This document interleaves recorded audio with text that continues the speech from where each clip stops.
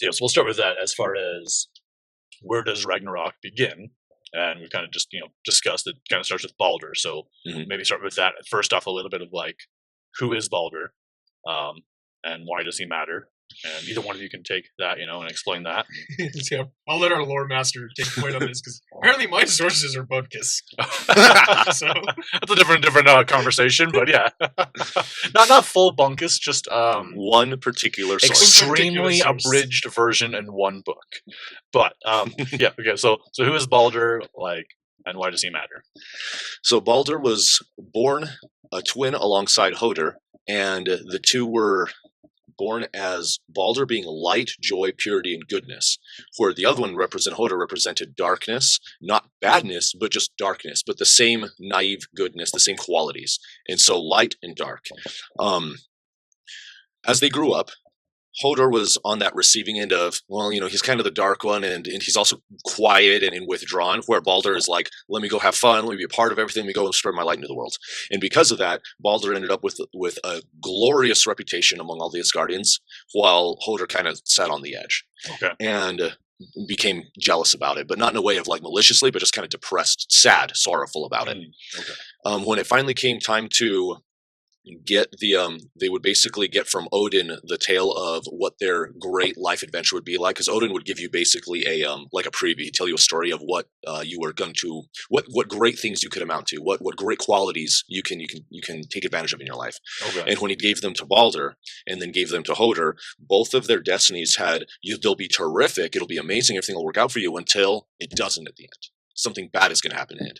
And so Odin and Freya looked at each other and were like, okay, we don't want anything bad to happen to Balder. He's the light and the joy of the cosmos, of the nine realms. So as Odin goes to his knowledge and goes, all right, what is the solution to this? He understands that he can't get the knowledge himself, because the knowledge involves death itself. So he has to go to Hel and get her knowledge for it. So because Odin can't technically go down to Hel himself, he sends one of the other Asgardians on Sleipnir instead. So while that guardian is writing down, Freya comes up with a plan that she's going to go through all of the nine realms to every living creature and every plant, even the elements, and ask them all for an oath never to harm Balder. Interesting. So even tools like hammers and nails are even asked. Everything under the sun in the nine realms are asked to stop. And why would they agree to this? They agree because they love Balder too. He is literally the joy of all of the creation, and they all of creation recognize he is the light and the joy. And is this something that, like, as his story has gone on, like, he's time again kind of proved that he's joyful and so forth? It's not just like, yeah, he represents joy, period. Like, he proves it because his story proves it. Yeah, in his stories, whenever Balder shows up, whenever he interacts with somebody, his interaction always leads that person to light, to goodness, to joy, especially when they're like downtrodden or they're in tragedy or something bad has happened to them. He'll show up and just that the saga always states that his beam of light touches them, and then from that point on, they have a light with them. They have a golden light with them, and they're able to do well from that point on. So he is that source. Christianity liked to use that for grace and that blessing, that miracle power. Christianity really grasped on that, and that helped them bring the Nords into Christianity, because they had that concept of a miracle can still occur, but its source of that miracle is goodness itself. Gotcha. And Balder didn't have any like ripple effects after, like, it wasn't like he did some goodness and then left, and then something, balanced the scales happened afterwards that he was never aware of. Technically, that's Hodor, because Hodor would wander too. Yeah, that's kind of what I was pointing out. Like, just like how Hodor had that, but then Balder's not like that. And Hodor's darkness doesn't represent like, oh, it's a dark age now and everyone's doing bad. It's more like uncertainty. Yeah. And so you're joyous with Balder because you know things will work out all right. But with Hodor, the darkness is uncertainty, and you're not okay. You're not happy anymore. You're nervous. You're nervous. And so but like he represents before and sometimes after Balder. But once Balder shows, that's the joy. And as long as you can maintain that connection with joy and goodness, then things will continue to work out. Gotcha. Okay. Awesome. Gotcha. So because a lot of Hodor stories, it's like, oh, it looked like it was good, and then suddenly it wasn't, and so that's why Baldur's is always joyful. Okay, cool. So then she asks. So Freya asks all the things to non-harm Balder. They agree, and then Baldur's going to Hel, or at this point, Loki is not happy that anybody could get the blessings of everything solely because they were born good. He is not happy with that. And we know that Loki represents that. He's going to poke the rules to show you that the rules aren't correct so that you can update the rules. Yeah. So that's his mischievousness. Okay. So he sees that and goes, it's not right. And while he goes around the realms trying to find out, okay, did everything really promise this? And everything starts answering, yeah, we did. We really do love Balder. And he's like, that's weird. So he finally goes to Freya in the guise of an old crone lady asking for food. Freya goes, of course I'll give you food. Come inside and I'll feed you. And while she's feeding the old lady, the old Loki crone, Loki asks, so everybody loves Balder, right? Yes, of course. Well, does everybody love Balder enough not to hurt him? And then Freya goes, yeah, I've actually gotten their personal promises, everything but one little bud. And he goes, one little bud? What do you mean? What does that mean? She goes, well, there's this one little strange flower I found at the doorway of Valhalla that was just growing in the doorway. I thought that thing is too young, too new in this world to ever be able to consciously decide whether or not to harm another being or not, much less to make a lifelong binding oath to that fact. So she spared the baby bud that oath. Loki ate the meal, said, thank you so much, left, turned back in himself, went, grabbed the bud, tied it to the front of an arrow, and then took a mistletoe cherry and stuck it on the front of that too, just right on the tip with the plant wrapped around. He takes that, he fashions a bow out of sinew for the arrow, and then he goes over to a party that's being held by all the Asgardians, where they're celebrating Balder and how now nothing could ever harm them. And so they're picking up weapons and they're throwing them out. They're throwing everything they can find at him to see the weapons either bounce off him with no harm or miraculously just turn away from him and fall harmlessly on the ground. Interesting. Okay. Not really a good idea to test fate in such a way, if I'll be honest. And so the story says that there's gasps, and then laughter, and then Hodor is standing at the edge of the room in his dark little corner, sad. And Loki walks in going, oh, Hodor, what are you doing over here so sad? He says, well, I can't participate in that because it's all about Balder and his light and his glory. And I what am I supposed to throw at Balder? My own darkness? That's not right. Now I can't participate and I'm sad for it because all of everyone in existence is celebrating except Hodor. Yeah. So Loki says, don't worry, I'll help you celebrate. And he takes Hodor's arms, puts the bow and arrow in his arms, pulls the arrow back for him. And this is now it's up to you, and lets him loose the arrow himself. And while Hodor goes, okay, he takes his breath. He's like, this is going to be so fun. He lets go of the arrow. His breath escapes in a gasp of tragedy along with the rest of the room as Balder just drops dead immediately. And so he literally shot him in the heart with that arrow. And so immediately when that happened, Loki turned into a fly and escaped before anyone could even like what happened. They then turned around and said, you, Hodor, you're banned, you're exiled, get out here, not another word. So that Hodor didn't even get to explain Loki gave him the bow and arrow. It was just, you did it, get out. So he gets exiled down to Hell's Kingdom, where he has to sit in darkness, his own darkness, forever as his punishment in exile. No one's allowed to even talk to him. Gotcha. Even though he had no idea what he was doing. And no idea. Still innocent, yeah. Still innocent victim, right? Then you have Balder, which instantly gets sent down to hell because he's dead now. And so they decide this is where the mythos actually establishes the idea of putting a Viking in a boat and setting it on fire, is because in all of the sagas and all the histories, this is the first time this was actually done. And one of the only times it was done was with Balder's body, where they put it in the boat. All of the Aesir, all of the Viking gods, they get together and each of them gives their most valuable possession to put on the pyre to burn with Balder. And unfortunately, this is another big part of why Ragnarok goes down the way it does. Odin gives his great ring of miracles where he can make anything happen. He gives that away. Wow. Tyr puts his sword on there.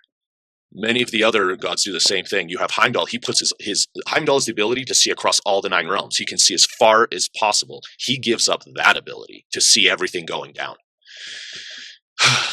When they all put their items there, they burn and they're gone forever. That's it. You don't get those back.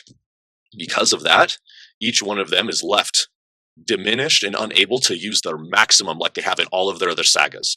And so Odin has several weapons, like he's got his spear, he's got his sword, and he had the ring. Now that the ring's gone, people ask, well, what about his sword? He was forced to shatter his sword in one of his other stories too, so he doesn't have the sword at this point. All he has is his spear. And so moving from there, the rider that was sent to go to Hell to ask, how do we save Balder? He's still down there because Hell's like, I won't tell you until it went down. And then he's like, well, you didn't tell me so long that it happened, and now he's dead. What am I supposed to do? Can you at least help me save him? She goes, well, since you've been begging for so long, I'll give you one solution. And Hel says, tell Odin that the only way they can save Balder and get him back is if every single being in the 9 realms weeps for Balder. So, of course, everybody loves Balder. They're going to do that. So they go and they tell everyone in the world, weep now. And the way they make sure everyone is weeping is Odin sends his ravens with a scroll to account for every single living being that they are weeping with their own word. They'll sign the paper saying, I wept too. I wept too. Okay. The raven comes back with one signature remaining, or one signature missing. In all the 9 realms and all of creation, one person says, nope, So Odin and all the Asgardians start trying to find this person, and they all find this old lady hunched over a burnt out fire.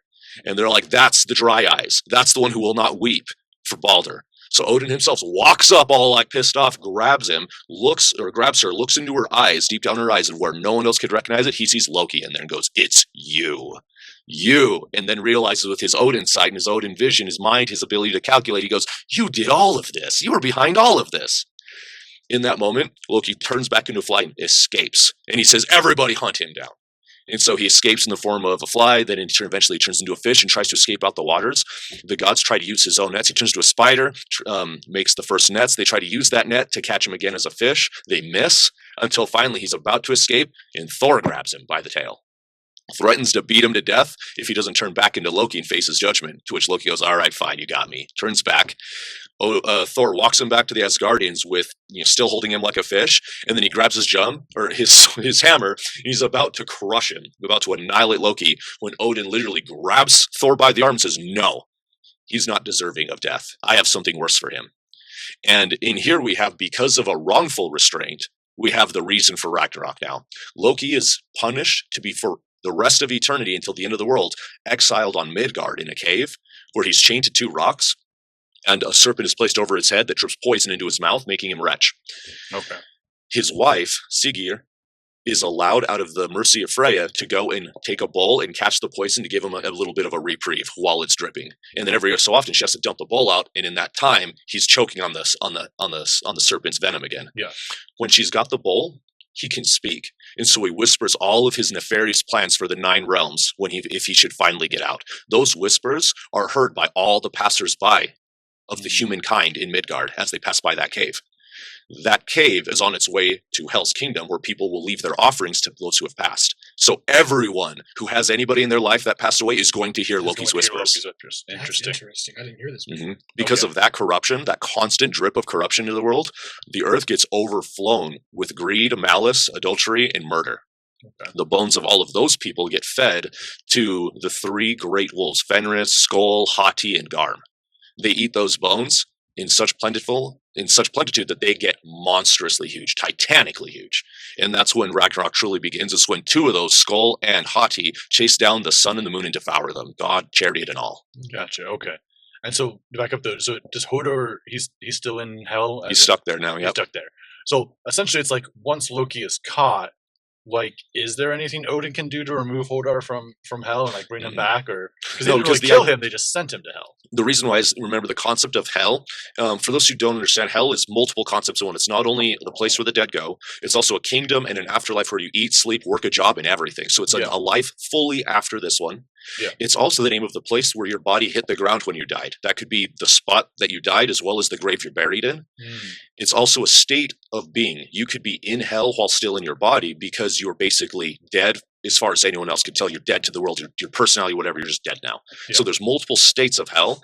And for Balder and Hoenir, both of them are in 2 different states of hell. Where Balder is there as a murdered victim. He's there basically spending his time understanding what happened to him. Yeah. Then you have Hodor, who, because he was a framed victim, he was wrongfully guilty, still technically guilty because he did it, but he was set up. The lessons he has to learn is, 1, how not to be set up like that again, and 2, how do you make it right when you're being punished for something you didn't do, but you still have to see the punishment through. Yeah. And so there's still a level of that he can't be pulled back out. He can't be released from his punishment because he still had a hand in what happened, even though he was not fully aware of what he was doing. So there is a level of punishment regardless. Gotcha. Okay. So yeah, I mean, wasn't aware, but I mean, okay. And so because of the hand itself, yes, but that's what I'm leaning into is that there's this concept here, like you said, like now that there is an unjust holding. This is what leads into Ragnarok. This is what leads into. We have the death of joy and goodness. That golden light is now gone from the world, but darkness is also gone from the world. But it's that ignorant, that naive darkness, which means only a corrupted, evil darkness can embody the world. Gotcha. Innocence was destroyed all around. Exactly, all around. Gotcha. So then the wolves get large, and then what actually sets them off at the moon and the sun? Like, why is that what's chosen to go at? The great giantess Naxia literally raised them because she's one of the first giant families that battled Odin after Odin became Allfather and set the 9 realms to order. And her family will not let go of that grudge. So I believe Iron Axia was also the first wife of Loki. And that marriage did not go well because they did not like each other to begin with. It was kind of a forced thing, and it did not end well. So Iron Axia has 3 wolves as children, and that's Garm, which is also known as Managarm, and then Hati and Skull. Okay. Those are her 3 sons. Her 3 sons, and then and those are separate from Fenrir. From Fenris. Yeah. Okay. And so those 3 wolves she raises on the bones of basically the evil people from Midgard. And as they grow, they're able to. Now, the 2 wolves, Hati and Skull, are always chasing the sun and the moon. That's why they drag them across the sky with speed, and they're not ever just stationaries, because the wolves have been chasing them from the beginning of this time. Gotcha. Since the establishment of the 9 realms. Gotcha. Okay. So yeah, so just to like walk through this. So goodness is gone, unjust punishment is done, then just punishment is done, but then evil whispers are happening, or I should say dark whispers are happening, men receive it, they turn, and they start making more dark choices because they're allowing, use more spiritual terms in this concept of like, so Loki's there and he's actually creating thought forms. By him saying these things, he's creating thought forms. And then people that walk by, they hear them, but there's an aspect of them that are now adopting the thought forms. Yeah. Because they have their own whatever's going on that either they adopt it or they hear it, and then by continuing to hear it, they eventually have to adopt it. I'm saying it's like in the way of like those that turned evil, those that become corrupt, their bones get eaten, all this, so forth. It's a concept of like, you can't be like, oh, I mean, I'm not saying that's not what we're doing, but just to like clarify, it's not that Loki is like, I'm causing them to go evil. Like, I am causing an evil influence. I am now a devil of a sort because I put dark whispers out there and then it influenced people. And these dark whispers could be demons, but reality, they are just an energy source. And then by people's own whatever, their own reflection, a thought form begins to bounce back and forth. And if they adopt it and they lean into it and it happens, it's the same concept of like pendulums. Like when a pendulum comes, like when an energy comes, if it's something you do all the time, it's going to like absorb you into it. If it's something you don't do all the time, it's going to come out. So like, if there's a certain kind of person that always ticks you off and then you see that person again or that same kind of energy type again, like it brings that up into that kind of energy of that. And then you're kind of ticked off or angry again, and it's like, if we don't deal with it, it builds up. But so that's kind of the same, but it's always a reflection in. So it's like they choose into the pendulum, they got wrapped up into the vortex, the energy chose into it. And then by their bones getting eaten, is that like after they died, their bones get, okay, so like they live their life, they do their whole thing. And then it's like, okay, afterwards, bones eaten by the wolves. The wolves now are bigger and stronger and can actually catch the sun and the moon. The sun and the moon now. Yes. Yep. The sun. Yes. Okay. And when they devour them, the world is at that point covered in darkness. And that's when simultaneously Nidhogg, which is the great red dragon worm serpent, there's a lot of different descriptions for him. He's at the bottom of the roots of Yggdrasil, the world tree. He's gnawing through the primary root of the tree. And so when he finally finishes gnawing it through, the entire tree shakes and shudders in pain. That is the great signal to all 9 realms. That's it. This is the end. There are 3 great birds. One in Hell, that is Hell's personal bird, a great black terrifying bird, a rooster in Midgard, and a great eagle at the top of Valhalla, all signal and cry out at the same time in confirmation that the end is coming. The end is coming. So the end is now coming. The end has begun. So when the wolves catch the sun and the moon, like they do devour the sun and the moon, the chariot. So at that point, does the world go into like quote unquote darkness as far as like there is no light? Yes. It's dark and it's cold too. That would be called Fimbulwinter. The Fimbulwinter, yeah. Fimbulwinter, gotcha. Yep. And how long does this last for? It lasts 6 consecutive seasons of 6 consecutive winters of no spring or summer. Okay. So that is considered either, depending on how you break down a concept of seasons, that's either 3 straight years or 6 straight years. Yeah, I mean, I'd take it as 6 straight years. And interesting, because like just as like a caveat, like onto like not Lord of the Rings, Game of Thrones for a moment. In their world, like they have the seasons that happen all the time, but then they have what's called like actual winter. And when winter comes, it's for 6 to 7 years. So this whole thing of like the Starks are in the north and they're in like where it's colder, but then they have a little bit of a summer and it's cold and they have a nice pretty spring and autumn. Their whole saying is winter's coming, or brace yourself, winter's coming. What they're really meaning is like brace yourself, like winter's coming and it's going to be 7 or 8 years long. And, and that's a whole other thing that plays into Game of Thrones. But it's like during that next winter that happens, that's when like people come from above the wall and ice giants actually come down. It's a whole thing. For those guys, they need to raid now. Yeah. Well, and it doesn't always happen. It just happens like the way this time works up and, for the show and so forth. But that's always a fear too, that, it's going to be dark for super long. And so the watch, needs to be on guard. They need to be guarding the wall better. And, they might come, the wildlings might come. Yeah. this is when they gain strength because it's dark. So I'm just saying it's interesting that, like that, how that ties in a little bit to that idea. And also you see this in like almost every modern show, like when an apocalypse first happens, or like when a power outage happens, or whatever. Immediately there's an energy of like rioting and destroying and stealing and like, oh, there's no laws. Chaos is like darkness. And you hear this too, like in Christianity, when it's like, okay, Christ died, it's darkness for 3 days. Like you hear of like, oh, and there were like, and people went crazy for a time, or they collapsed into darkness, so it's like either physically went crazy or emotionally went crazy and or mentally.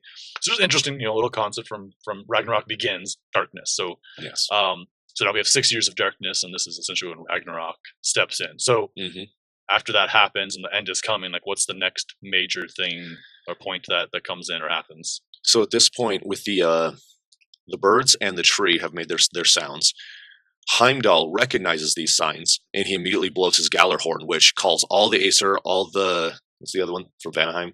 You just mentioned the Vanir, the Aesir, the Vanir, and all the Einherjar, which are the children of both sides and all the warriors in Valhalla. So it's a lot of people. That Galar horn is only meant to be blown at this moment when all armies gather for the final battle.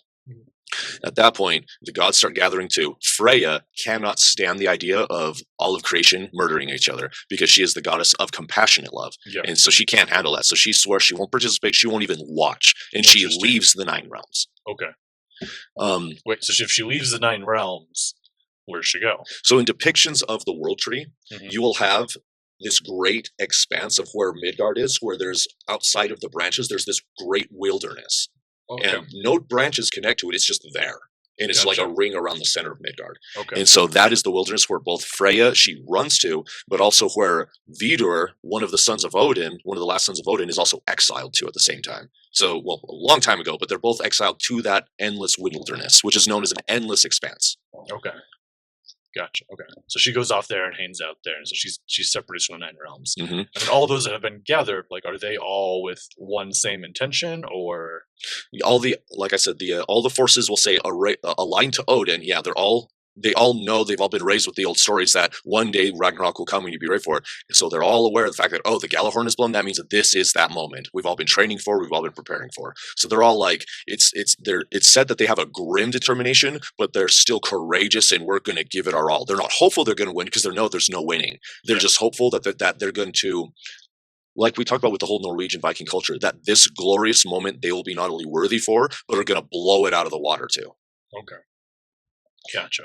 And so while they're gathering, what are the other races doing? And so they're preparing too. You have what's left of the dwarves, the giants. They're all gathering their armies and they're picking sides too. The dwarves side with the Asgardians. The giants all side with Loki and the bad guys.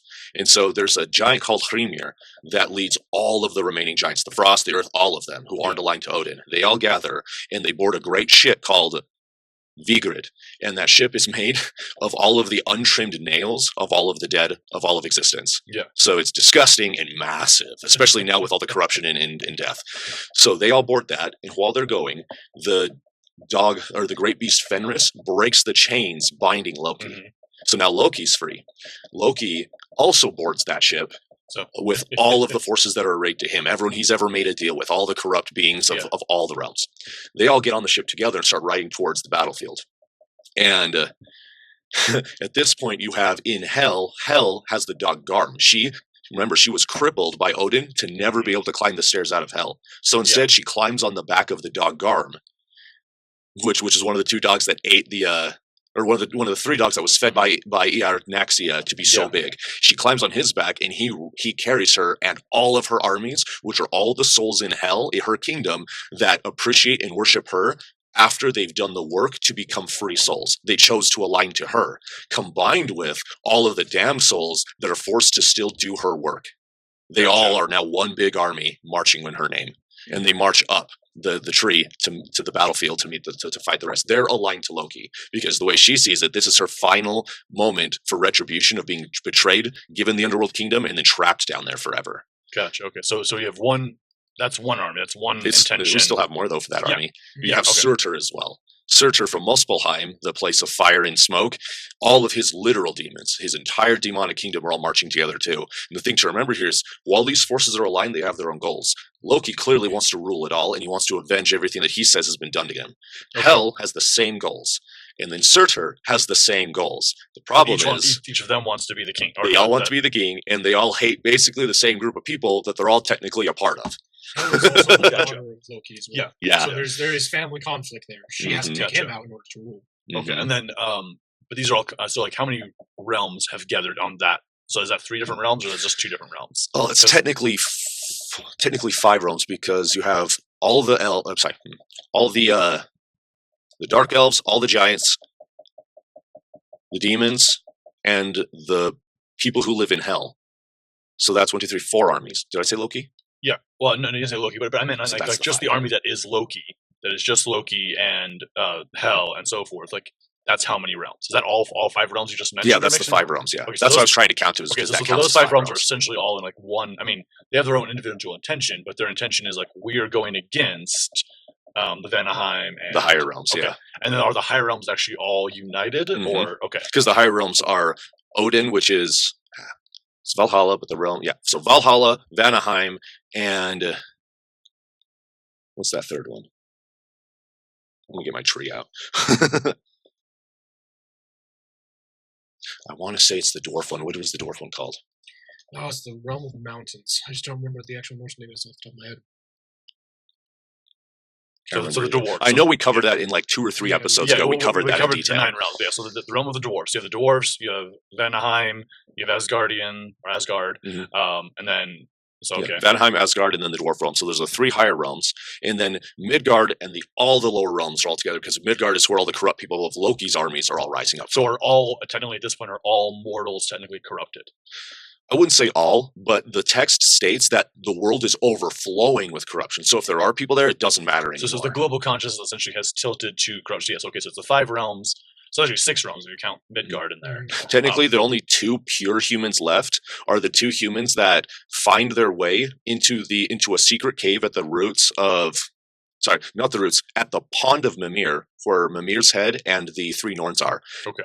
That is the world tree, yes, because that's where Odin spears himself. At that point, at the base of that tree, there is a cave. They seclude themselves in that cave because they sense the end is coming. And when they do, the tree shuts itself off and protects them from Ragnarok. And those 2 humans are called Leif and Leifthauser. Okay.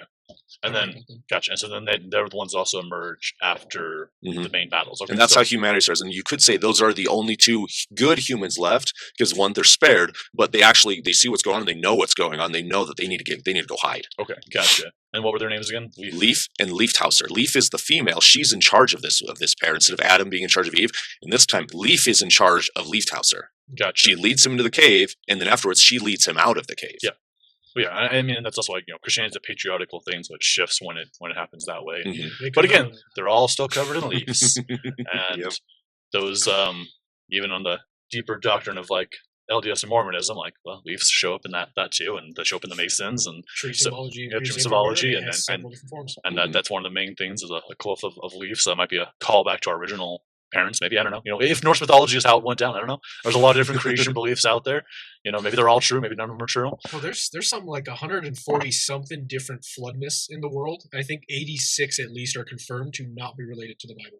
Yeah. So regardless of that, there is at least shared consciousness happening here. It's shared events and survivors from across different realms. Yeah. Well, and the thing, even though when you go through like the flood events, like it's always like, it's that society faces the flood. And it's like, it's one of those, like some of them you can tell it happened at the same time. Some of them didn't. And so there's times when it's happened. It's kind of the same thing as like when you hear about like a plague, like, and we'll just use Utah as an example, like when the pioneers got out here and a few years in, they had a locust plague. Well, locusts come out of the ground every 7 to 8 years in big numbers. And the seagulls are all on Antelope Island anyways, or all on other islands of Fremont Island and all out in the Great Salt Lake anyways. And they've been here longer than man's been keeping track. They pray the seagulls come to eat all the locusts. But like when your entire group, your entire civilization is farmers, and you finally get crops going after 2 or 3 years, and they call it a plague. What is an actual plague? It's like, oh no, okay, it affected you, these 2,000 people, this 200 families, where the rest of like the Native Americans and the fur traders and the prospectors, like we're fine. Like no one else in the U.S. gave a shit. No one else in North America was affected at all. And the seagulls were like, oh hey, cool, buffet time, sweet. Oh, we're answering prayers now, cool. Yeah, we're famous. A lot of extra grain this year for some reason. Yeah, exactly. Yeah, like 100%. So I said this, I'm like the flood. It's like when it's recorded, it's like yes, that civilization face a flood. And so you catch all the 140 of them. It's like, yeah, at one point, the world probably was underwater all at once, but all at once over 140 different instances, not all together in one day. Yeah, no, it would have taken a little while. But Yeah. so I actually have a theory on this one that I want to bring up to you guys. Yeah. So, because Nordic mythology starts with the flood. Okay. It starts with the flood of the blood of Ymir, the giant whose body makes up Yes. our current world. Yeah.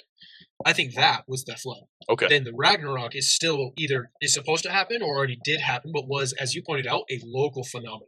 Gotcha. I think that it's my view of the world is that they basically went to war against themselves and that kind of stuff, but that there was a separate other god still existing out there, kind of similar to like Sky Terror papers, where there's different kingdoms and things like that that may have been influencing things too. Very geopolitical, I think.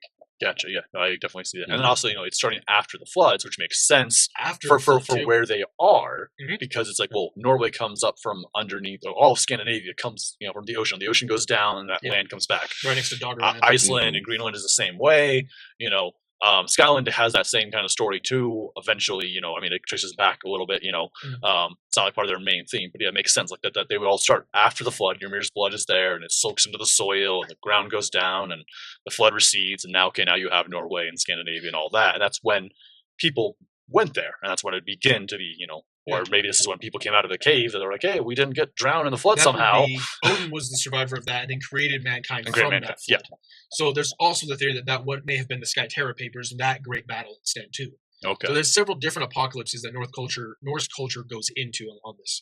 And correct me if I'm wrong, and I'll name you this as well. What's cool is the one finer point is Odin didn't create humans. Him and his brothers found humans laying on the ground in the post-destroyed world, just laying there without life, but already being completely finished. All they had to do was that's add right. their elements to the human. Yeah, there's like our Almost as faces if- and things. Yeah, almost as if the humans had drowned.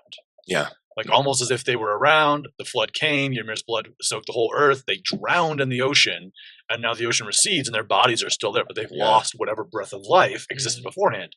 And water erodes things away, so like faces and distinguishing features are washed away. They were worn smooth. They were That's worn smooth. interesting. Yeah. That's interesting. I'm just thinking about it because it's like, all of Utah, like a good, 2/3 of it was underwater once upon a time. Yeah. And so you look at a lot of our rocks, and it's like, we actually have rocks out here called metamorphic, and they don't exist outside of like Utah and Wyoming. And metamorphics because they were ocean floor, and they're limestone and granite and quartz pushed together, or they're some other stone. And so it's like, there's places here in Utah you can go find a big, huge stone, and depending on how you tumble that down, you could get like a 3-foot size granite, or like a 2-foot little limestone, or like a foot size quartz, a pure, quartz, like a big, huge. That's why also, if you go to the crystal shops here, like you can get a, rose quartz the size of your hand for like $20 My favorite, because they're freaking everywhere. my Yeah. favorite is the. Have you heard of honeycomb calcite? Yes. It's beautiful, and you can only find it here in Utah. Yeah. Mhm. It's like the desert rose. Like it's like yeah, it's super cool. And so it's like you go to like crystal shops in like maybe like Michigan or California, and the desert rose is like behind a glass case, and it's like $100 or something, and it's like 2 or 3 of them together. And you go to like the crystal shop here, and it's like $20, and and it's like and it has like, and it's not behind a glass case. It just has like one of those little signs that says, "Remember, karma's real. Don't steal. Don't steal." Just like one of those little things, and it's got Buddha looking at you. Mhm. Right. It's always a Buddha. Yeah. So something cute like that, like that's just the difference of like rarity of different things. And we talked about that a little bit, like the Norse, like gold was super precious to them, but then you come to the Native Americans, and they're like, yeah, this is the easiest metal to bend. It's everywhere. Yeah. That's why we're using it for everything. It's like gold plated city, yeah, because it's easy. Yeah. Easy. Like we didn't have tin It to doesn't make rust. shingles with, so That's we true. have They- with gold roofs, so just water runs right off of it, And it doesn't rust. and it doesn't rust. Mhm. Like You have an abundance of that. no one's, yeah. One thing I want to point out with the Ragnarok, though, Yes. have you heard of Graham Hancock? Yes. So his later dry ice theory of the meteor impact on the northern ice shelf. Okay. So one thing I want to point out with this is all those flood culture myths we were talking about earlier. Yeah. As you go south, their flood myths change, Mm. and by the time you get to like the Aborigines, it's a wall of material, like it's a rolling land mass. Like Interesting. again in Utah, have you ever seen the flash floods? Yeah. When it first comes around the corner, all the branches and earthworks Yeah, that's moving with it. Yes. There it They is. saw the debris line They saw the all debris the way line. down there. Which a lot of people are like, oh, but the Ragnarok myth has blood. It'd be red. Yeah. How much earth was vaporized Mhm. in that initial impact? Yeah. It would have just rolled down south red with all that iron in the soil until it eventually became clear water again. Came to water, and yeah. just picked up whole civilizations after that. Yeah, point. or also like even then, it's like people don't realize like when we see water like and it moves, it's we see bluish or clear because like the way the sky is, but it's like when it's stormy and like the way water's coming at you, like it doesn't look blue, and it's like full of things. There's weight behind it now. Yeah, and then same. It seems like when it comes down out of the mountains, or like the flash floods, or like if you go up into the springtime and like that first initial so the snow's all melted, and then you get that first rain after all the snow's melted. A lot of like the creeks are brown. Like because all the clay is being rushed and all the debris is coming in. It's like so you see a wall, you see land coming at you, and it could have just been brown water, but land debris coming at you. But it would interesting. Be thick. It'd be thick. It'd be destructive. Yeah, and be a completely different kind of viewpoint at that point. Yeah, it's not like in the movies where it's coming in like a tsunami, where it's like fish. You might see a shark or a whale in there. No, it's like a house being thrown at you. Yeah, it reminds me of some of the Peruvian ruins look like something came through and knocked them all down. Yeah, and then you look at the geology and it has all the signs of water came through and knocked it all down. Yeah. But water itself wouldn't do that to those structures unless one, the water was like a mile tall wave coming at you, or two, had a lot of debris in it already. Well, and that's why like Hanachu and Machu Picchu and all those mountains around there and all those ruins are so special, is because of their higher elevation, they didn't get wrecked like that. Yeah, the water went around the hills. Around the hills, around the mountains, and then the Andean mountains, and then also like most of the ruins are destroyed, like the edge ones, like deeper into the center of Central America, you get like more they're established, more they're still around. I wonder if that's the real reason why those mountains around Machu Picchu are so strangely conical. Because I wonder if the water is the reason why they got carved into cones. There are probably massive. Oh no, I was just like probably, and just in the concept too of like, I'm just gonna use Utah here as an example again, but also like we have like the Wasatch Front and that side of the Rocky Mountains; those are platonics running into each other. You have the Ochre Mountains and like the Grant mountains by like Grantsville, and like you go west, those are from like being ocean floor and like the ocean carving them out and like the wind carving them out after the ocean went away. So yeah, I think same thing. Like the ocean was there for so long and like went away, and then it went down, and then the trees all come back up. So yeah, but again, smoothing it out. And so when the trees grow on something smooth, it makes these these green hills, similar to like Oregon, but like more coned. Yeah. I was just going to mention that actually over in Washington, the state right next to them, there is it's about like a third of a mile wide and like a mile deep, but it's a section where, you know what a water table is? Yeah. Like underneath the ground, there's a section where all the water exists. You go above that, it starts to drain out. Yeah. It's like a statewide version of that. Interesting. The whole thing broke in one spot, and like when the water moves, like there's a thing called an eddy where it will suck you down if you're like diving and things like that, and it just drills to the bottom. They were able to measure the amount of force and water necessary to create the eddies in this area, and it's 400 times Niagara Falls per minute. Man. Per minute for There's 6 an months. Ocean's worth of water coming at you. And that happened all at once, they said, because they can look through the layer and see how that section of Earth collapsed away.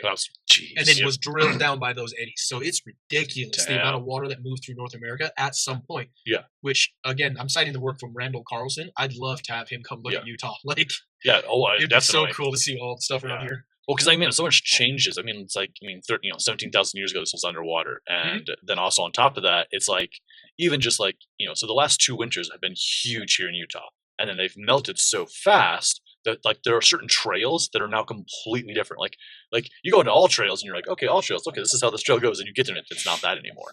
Like it has to be updated, but also it's like even then like certain paved like trails that used to be paved are now like there's mud over them because like things have come down, there's mudslides. They're just gone. Yeah, or like dirt got eroded out underneath of the trails or underneath the roads up the canyons, and they couldn't even repair it until like July, till all the water was done melting. And so it's just like even what I'm saying is like it's like even just in the few last decade of been in Utah even a little longer than 10 years now, and it's like only in the last 2 years has trails completely changed. So only imagine how much the world changes. And then and bring that back to Ragnarok, it's like these things happen, and it's like that's why I think the story has this like, okay, it's after an apocalypse and then there's another one, and then it's like there's multiple apocalypses, and it's like, did they all line up, or are they at the same time? Are they like or is there really only 2? And I'm just saying that more of the example of like as the stories get told and they live off of it, and each generation, because by the time these stories are being recorded or heard of or so forth, it's like they've been oral stories for so long, and so it is the game of telephone just passed down 1,000 years. It's even worse than that. Me and John were actually talking recently. There's a whole thing with the greatest of the Norse like word poets and things like that all come from Iceland. So apparently in Iceland, they actually ended up finding a massive settlement of Christian doctrine when they first came in, and most of the Christians either died or were integrated in after. Okay. So a lot of the Icelandic actually has a massive Catholic and Christian influence. So how much of that bled back over, just over recent years, is ridiculous. Yeah. So trying to isolate true Norse is just always going to be an issue. Interesting. Yeah. Well, because even their own stuff got almost not infected, but altered and got changed directly by other cultures, influenced. just because they came across them too in settling lands. Yeah, no, that makes sense. Well, and you see that, you know, like Nordic, like the Christian, like there's a little bit of Christian there, and the Christians in Iceland, but it's like when the Vikings convert to Christianity, and like as that ripple effect goes through, it ripples through Daneland, and it ripples through Iceland, and then it's like, yeah, by the time it hits Norway and the Scandinavia area, they're like, Christian Vikings, what the fuck is that? They were like, a threat, is what they were. They were, yeah, you know. And so it's this whole concept, and so it's like, which is interesting that like the Christianity hit Iceland, because a lot of the Norse people that ended up there, I mean, they have their own stories and like origins of where they came from, but a lot of them, you know, like they either left, like, you know, they were like Inuit, you know, Eskimos, Inuit, or, you know, way ancient of that went so far north to like continue upward, or they were exiles from Norway that like went over there, and then those people mix, and that becomes Iceland, and they went all the way down to Newfoundland, yeah, and the New World, yeah. Oh, yeah. Yeah. And so it's like, you know, and that's like, because you look at like the Native American maps and like where the people went, is like you have the Inuit, and they're at the very top part of Canada, and then you have Iceland and Greenland up there, and it goes up into that direction, and all of that is just called Icelandic, and like, you know, like Greenland is called Icelandic, and Icelandic is essentially Norse people, you know. But it's interesting, it's like that concept of like, because like we feel like these are Norse people, but they're still technically, they have their own native roots, and it goes back, and it's like, yeah, like they don't become, you know, and then from England's perspective, they're uncivilized, but then at the same time, they're not uncivilized, because as we talked about, like they smell better, they have, you know, but the British never really visited their homeland, so they never were anything other than on the receiving end usually of the Vikings. That's so true. Like, yeah, that's very true. Very rare was an envoy sent north. Yeah, that's very true. They wouldn't exactly make it back. No, yeah. Yeah, as far as north as they were going was Northumbria, and then past that, that's Scotland, and then the Scots are. Then you have the main continent going the other way. They stopped wearing pants up there, so we don't go up there. Yeah. When they're not wearing pants at 14,000 feet above sea level, don't want to deal with that guy. Yeah, and you can carry a claymore one-handed. The moment you see a dual-wielding claymore kilt-wearing Highland Scotlander, you're breaking the field. Just run. Like at that point, you're like, oh. Giants do exist. They're real. They're real. Nothing I've ever seen that, but I could just imagine being like, I mean, it's basically just an Irish shack coming at you down the hill. Like, I wouldn't want to fight that. Yeah, well, and I can see why the Irish would be scared of the Scots. Oh yeah, like, the Scots were even bigger too. Yeah, we're huge. Yeah, that's what I'm saying. Like, so the Highland of Scotland is like, these are the dual-wielding claymores, and you got the Irish that like they think they're tough, and you know, but they're wiry. Imagine being that peasant farmer that's like, I'm here to fight for my farm, and then that comes charging down the hill at you, and you're like, well, I didn't know I was showing up to the opening battle of Highlander. Yeah, exactly. I'm like, just like a small history little like pivot there, and I'm sure someone in the comments might correct me on this, but like if my memory serves, like there's not a lot of talk of Scottish slaves, and there's not a lot of talk of like you know, certain Native American slaves like the Utes, or even just lost the ones that were were they the Mohawk? Not the Mohawk, but like something like that were also like very warrior-like. The Mohicans.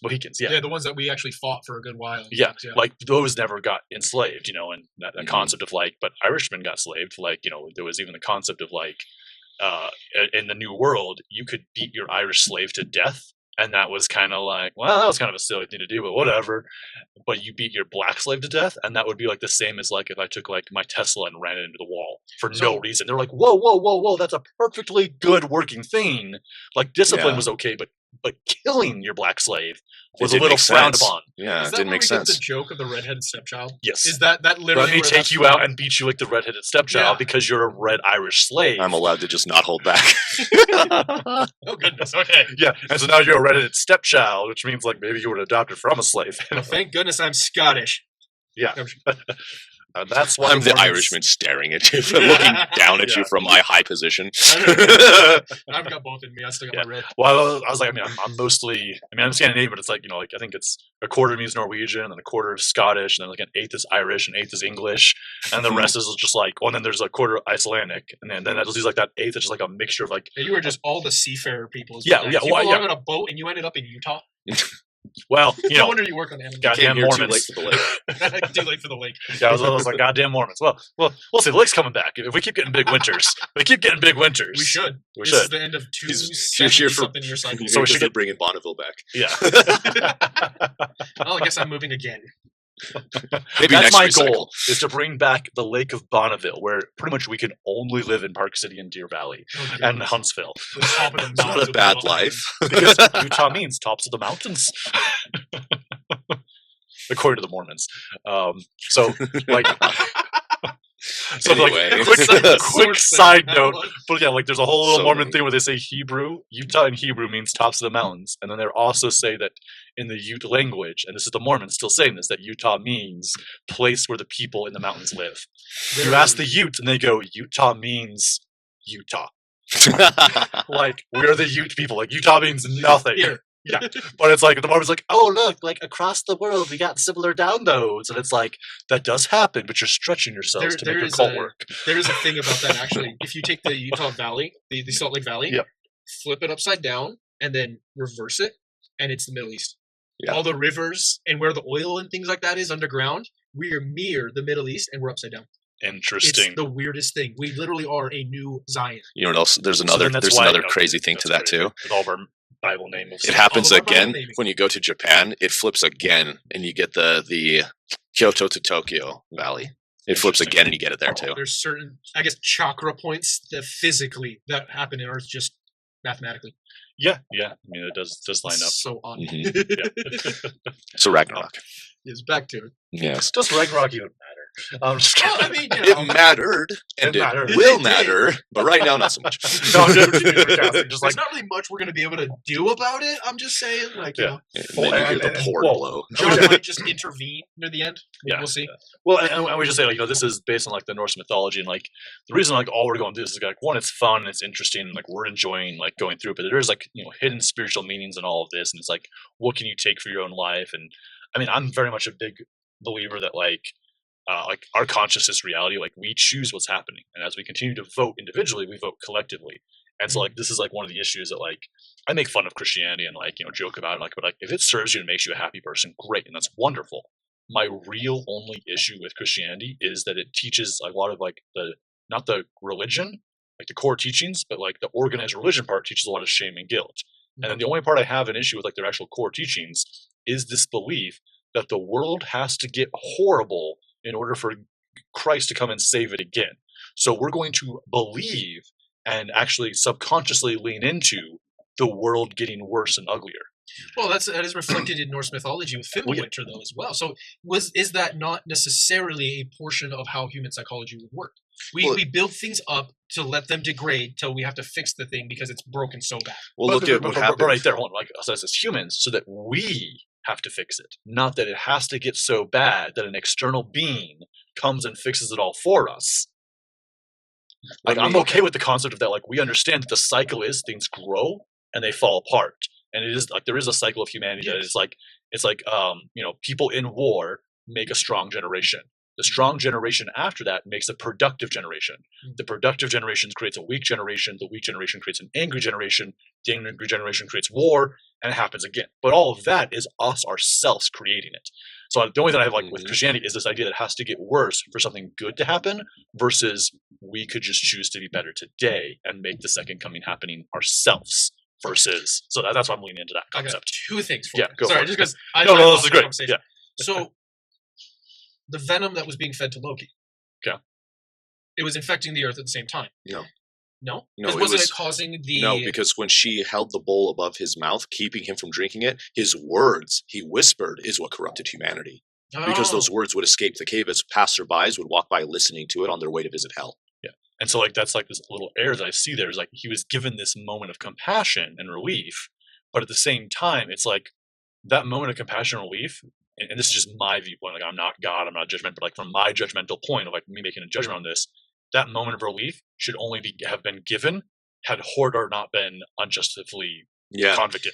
If because Hodor's in there, it's like no, you costed 2 gods' lives. Mhm. So no, you shouldn't be able to get this ocean. So like that extra little bit of compassion that's there is this part of the seeds that lead into the destruction of all things. I like that you pointed out, because there were two innocent people wronged here, both Balder and Hodor, but there were two acts that kept Loki from being punished equal to those two innocent people. First was Odin stopped Thor from beating him to death. That was one. He kept that by stopping justice from being performed, you are creating another injustice. Yeah. And then by again giving him the mercy of Siggeir and the bull, that gave him another mercy where he should have just gotten the full weight of the justice. Yeah. Well, and the Siggeir I think is the compassion. The saying no, we're not going to beat you to death is kind of that equivalent of like no, like he's still getting punished, but we're going a different route here. It's kind of that idea of like even an example like in our judicial system, when somebody gets put on death row, they're not executed the next month. No. Years. They get a long time. Sometimes like it's expedited, but usually more murders they've committed, almost longer it's put out. So it's kind of like you're going to suffer for a while. Like death is coming. Like we're going to chop your head off. Or you're going to lethal inject you at some point. The threat of the death penalty is no longer the death itself. It's the impending sense of doom. Death. So it goes with what Odin himself said. He said death is too good of a punishment for him. I think that is where the gods went wrong. And because humanity copies the gods with our own history, our own actions, we learn from them like children. So we're playing the same stories out. I think we made the same problem with tolerance. We took tolerance too far, where certain crimes are unforgivable, but we decide to let that person persist in our society and then regain their freedoms, and then they do it again. Or worse. And I wouldn't say necessarily unforgivable as much as it is like, no, like your behavior has shown, like it's like coming back to like energies and vortexes or pendulums. It's like when you get sucked into a pendulum, it's like, okay, like look, you have, this is an example of like someone's a pathological liar. Like if somebody is always a liar and they are a pathological liar and they continue to lie, even when they meet new people, they've built up enough vibration that when they meet someone new, people are like, something's off about this guy. I don't know what it is. I have no reason not to trust them, or I just don't.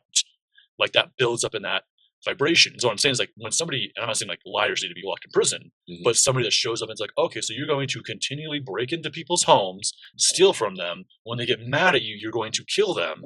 And we locked you up once for this, and then we're going to release you for that. It's that level of like, and we do have this, I guess, in our system. Like once you kill somebody, there's very like you're on, you might get out 25 years later.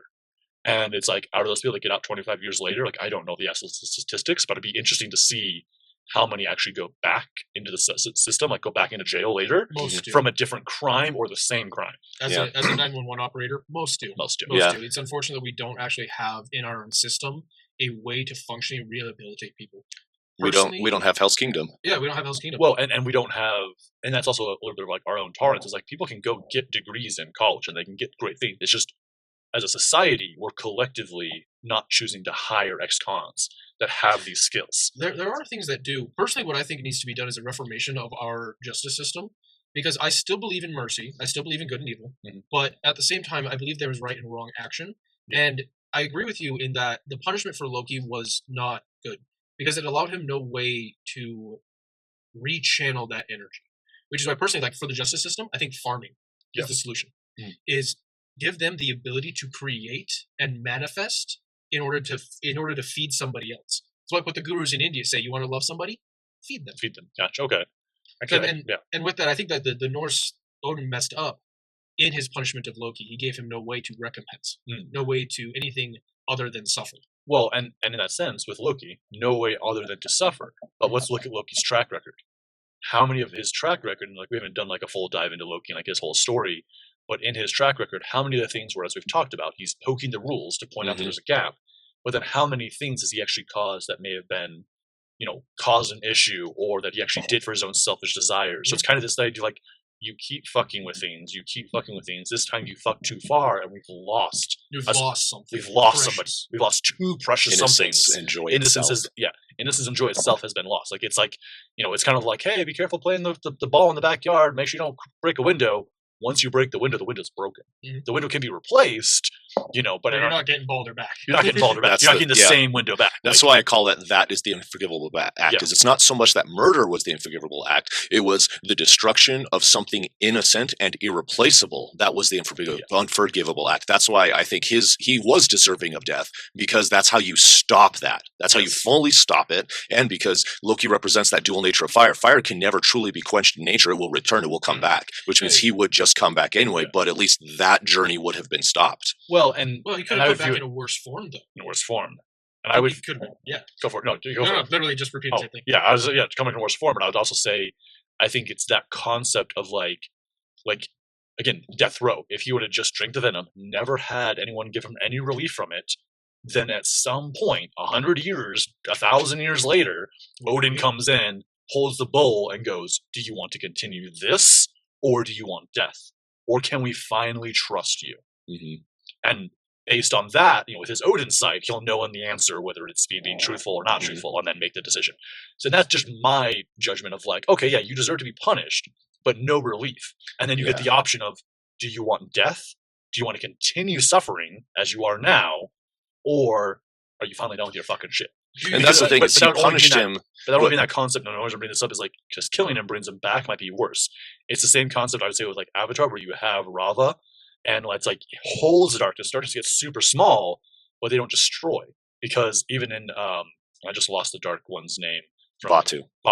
Even when Vatu says like destroy the light, she'll return in 10,000 years and will be much stronger. See, that's just like we'll get this gap of 10,000 years, but then he's gonna come back stronger. So it might have been like if we kill Loki, yeah, we'll get a gap for 1,000 years or 100 years of no Loki.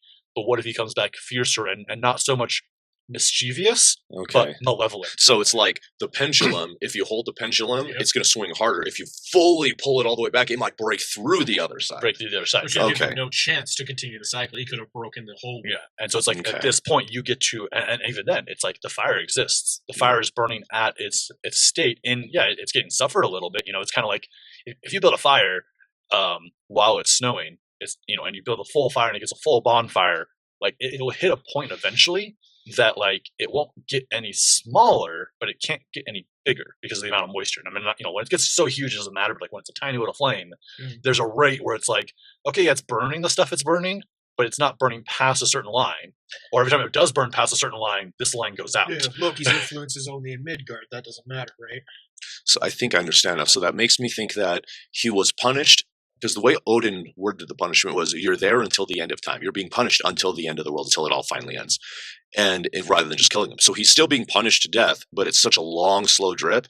You might be right in the fact that if he killed him there, he wouldn't have learned anything, but he would come back stronger. Or by dragging it out, the flame gets smaller, but he's trying to reduce it down to where it goes, oh, the way I'm burning is inefficient.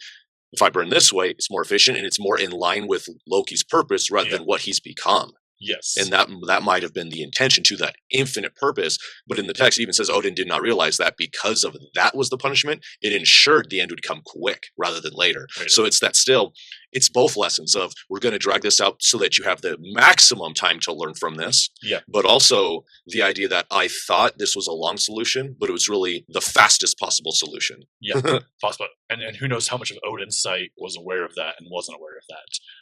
But also the same concept, like I would just say, use the fire analogy. It's like by letting him suffer and just drink the venom, it would have been the same as like a fire that was like was burning great, and then people started throwing garbage in it, and now it's a garbage fire. Like it's surviving off of like the garbage and the trash, and the plastic, and the stuff you really shouldn't be burning in a fire. And then Odin's like, well, by dripping the venom for a while, he's adding sticks in, he's adding wood in. So eventually the garbage fire shifts back to real fuel. And I think so. From my perspective, that's what I think. If he could have given that option at some point, like, you're going to burn right now, like you just said, like you're going to burn correctly, you're going to burn like with good fuel, or you're going to still burn with the stuff that's like fast and actually is polluting everything around you. Yeah. Same concept of like in spirituality, when us humans sent off nuclear missiles into the atmosphere to see what would happen, that caused a ripple effect that actually affected outside of just Earth. And that caused a ripple effect that Earth itself called out for other souls to come down and help us like raise our vibration. But other souls too are like, whoa, you're polluting outside of yourself. You're polluting the other realms. You're affecting the other planets. You're affecting the solar system now. You are fine to keep your mess, you're fine to keep your mess in your room. Yeah. But when you start messing up the whole house, now you're grounded. Now you're in trouble. Or we're going to send in some helpers. We're going to send in some cleaners. And so that's kind of what I view. It's like, there's a moment where it's like, okay, you're polluting the all 9 realms. You need to be punished. He didn't just pollute him. He basically hit him with a brick. Yeah. Like, yeah. That is one hell of an upset with Baldur leaving, the joy of the cosmos being snuffed out. Like, oh, man. Yeah. So then, like, to wrap up Ragnarok then, the wrapping up of the wrapping up. So to bring back to the war, we'll go to the war for a moment. So you have the 5 realms coming up against the 4 realms. So take us into like what's the most significant, some of the significant highlights of that. So they all gather in the battlefield to face each other, and it's initiated by Fenrir going after Odin. Okay. And so the way that goes down is it's like a dance where Fenrir pounces upon Odin. Odin on Sleipnir dodges it, and then Fenrir gets bigger. And so for every time he dodges it, the beast just gets bigger until finally its jaws make the distance between heaven and earth. And that's when Odin looks one last time, and with a smile, he rides directly down its throat, and it snaps its jaws, and it's over for Odin. He's gone. Okay. That moment is felt and heard across all of the 9 realms. Everyone, including his son in exile, goes, "Whoa, Odin's dead." He immediately, his name's Vidar, he comes running back. Vidar is known as the god with the giant boot because one of his feet is immensely bigger than the other. But because of that, he's super fast, super powerful, faster than all the other gods, possibly stronger than Tyr. But he's in exile. So he hears this, and his whole thing was Odin exiled him for the rest of Odin's rule.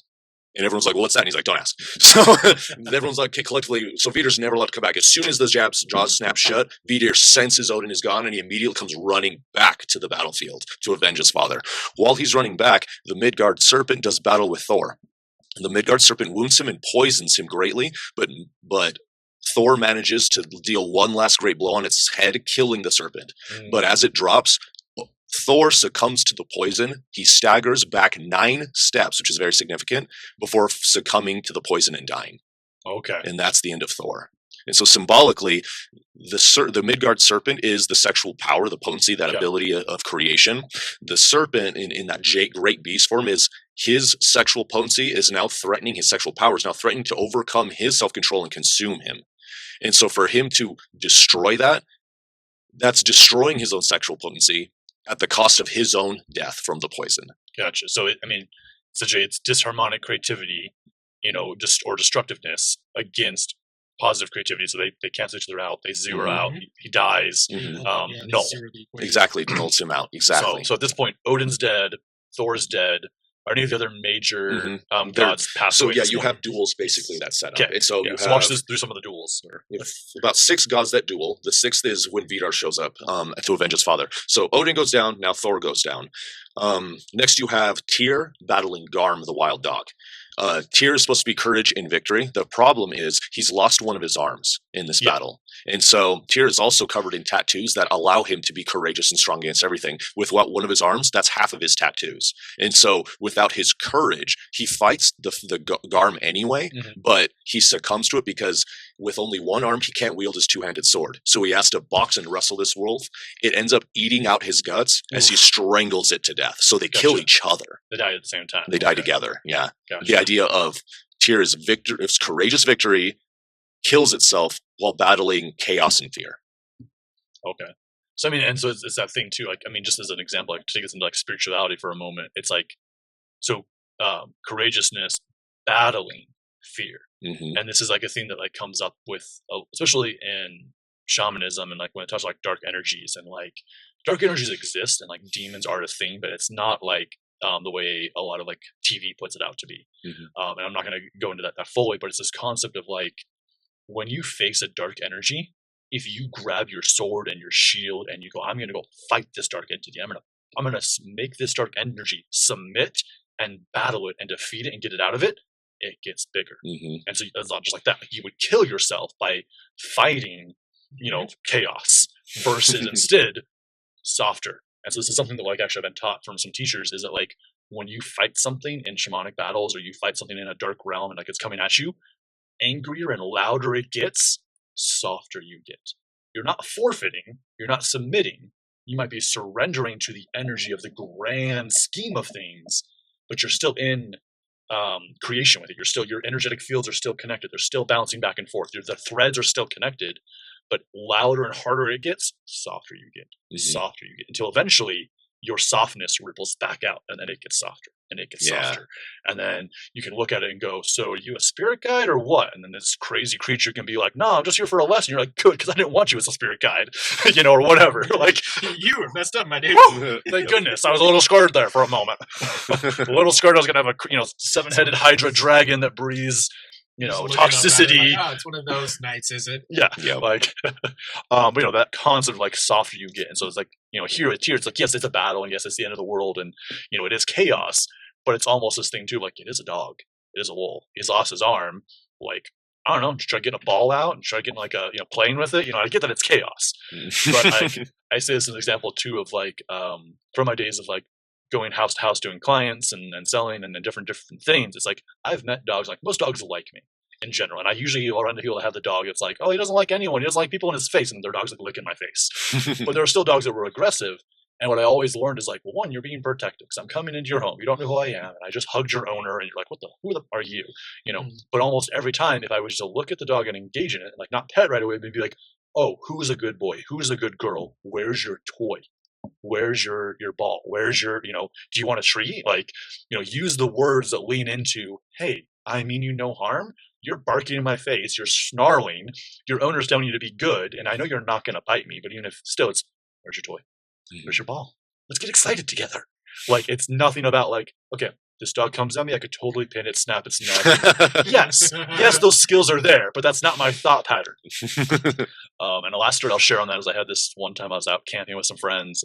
We had hiked in like 2 days in. So we'd hiked in a day, camped, hiked in again a day and camped.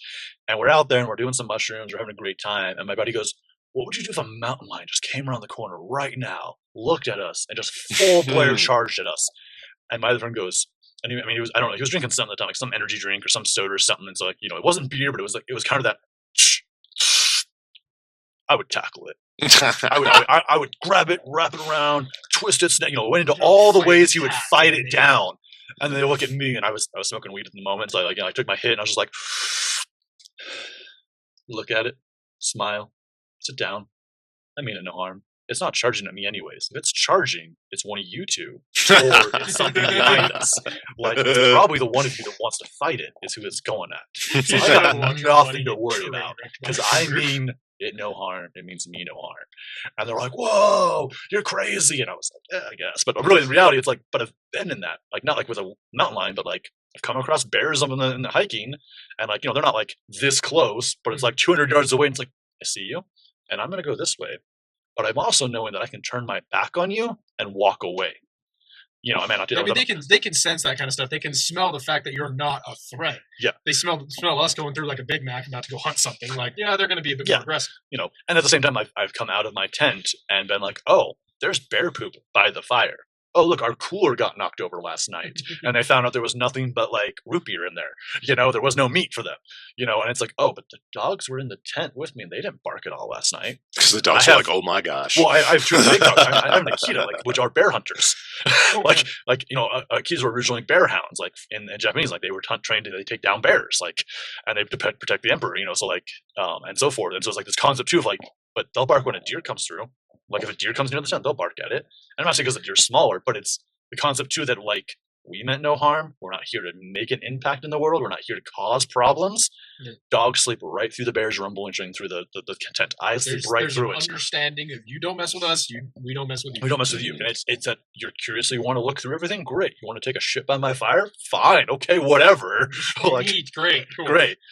At the same time, don't come to the tent. At the same time, if I'm hiking, and I see a puma track in the ground, and it rained yesterday, and I see a puma track. Okay, I'm not going down the trail anymore. It took you a lunch still. It's just doing what it does. Yeah. But it's that concept of, oh, I see the mark. Gotta go that way now.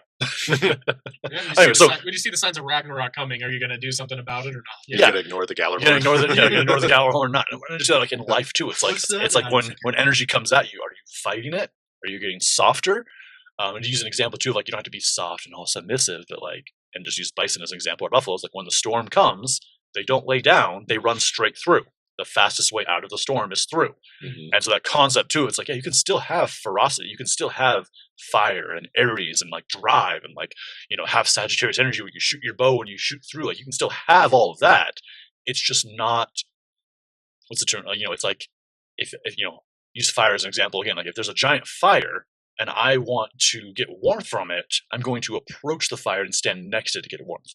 I'm not going to stand 20 feet away and shoot kerosene at it from 20 feet away so the fire gets bigger and warms me to meat. Follow that line back to you, too. Yeah, like I'm not, which exactly then, kaboom, choke, getting eaten out by a wolf while you're choking it out. Yeah. Yeah. And that's the thing. That's Like, why that's you don't exactly- wrestle a dog or a cat, is because they have claws. Which, as you said, it tore out his belly. Yep. Yeah. Makes sense. He didn't have his other arm to grab its paws and things. Grab his paws to do things. I'm not saying, like, by all means, like, you run into a wild animal, just submit and lay down. That's not what I'm saying by any means. No, there's But I'm saying, protocol, like in life, it's like, what are you, when life happens, when you're in a situation, what are you going to do about it?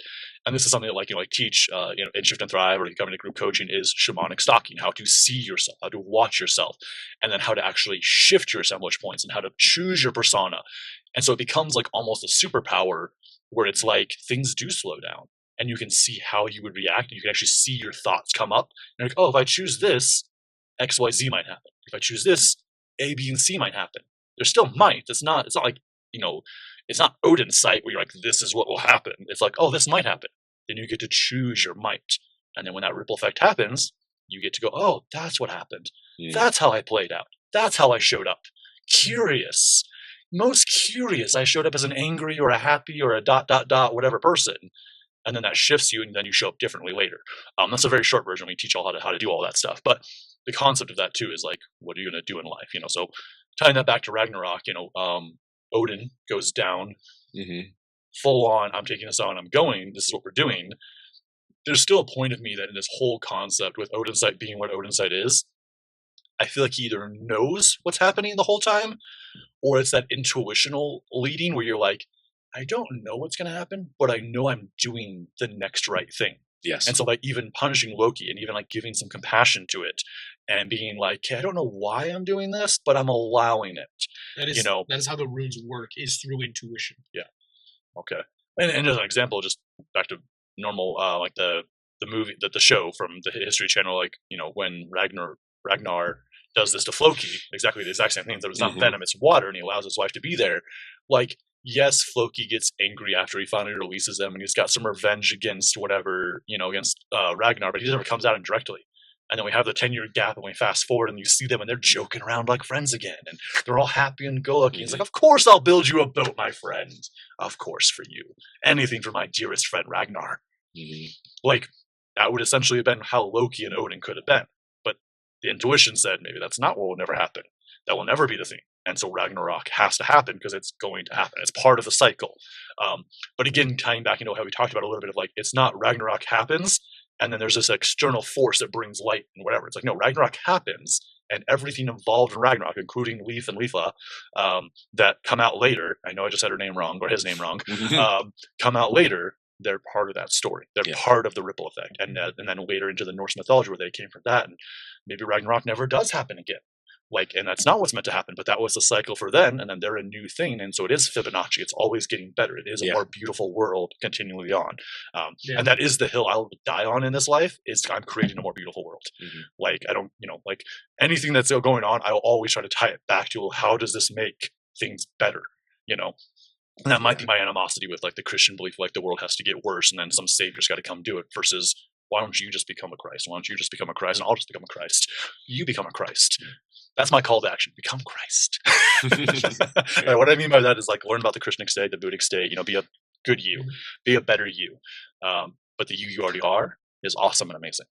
There's nothing wrong with how you're already showing up. Like that's the hidden little trick of, the Krishnic state, the Buddhic state is there's nothing wrong with you. You can improve and you can be better. You don't have to. You don't want to.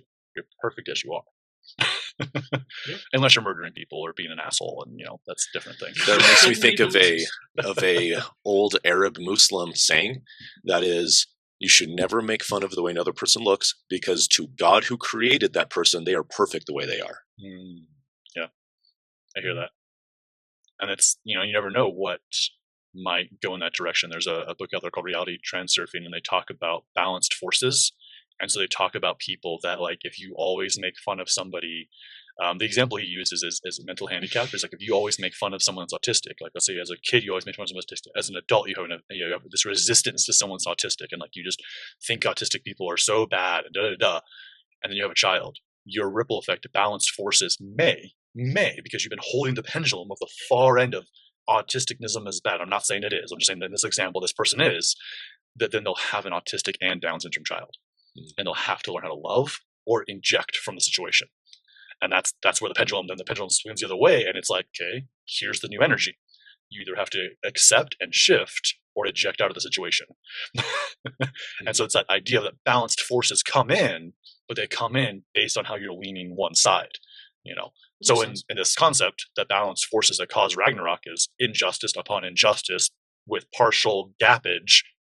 Balanced forces come in is a reset. That's the easiest, but a long reset. You know, it's a 6-year winter. Ooh, yeah.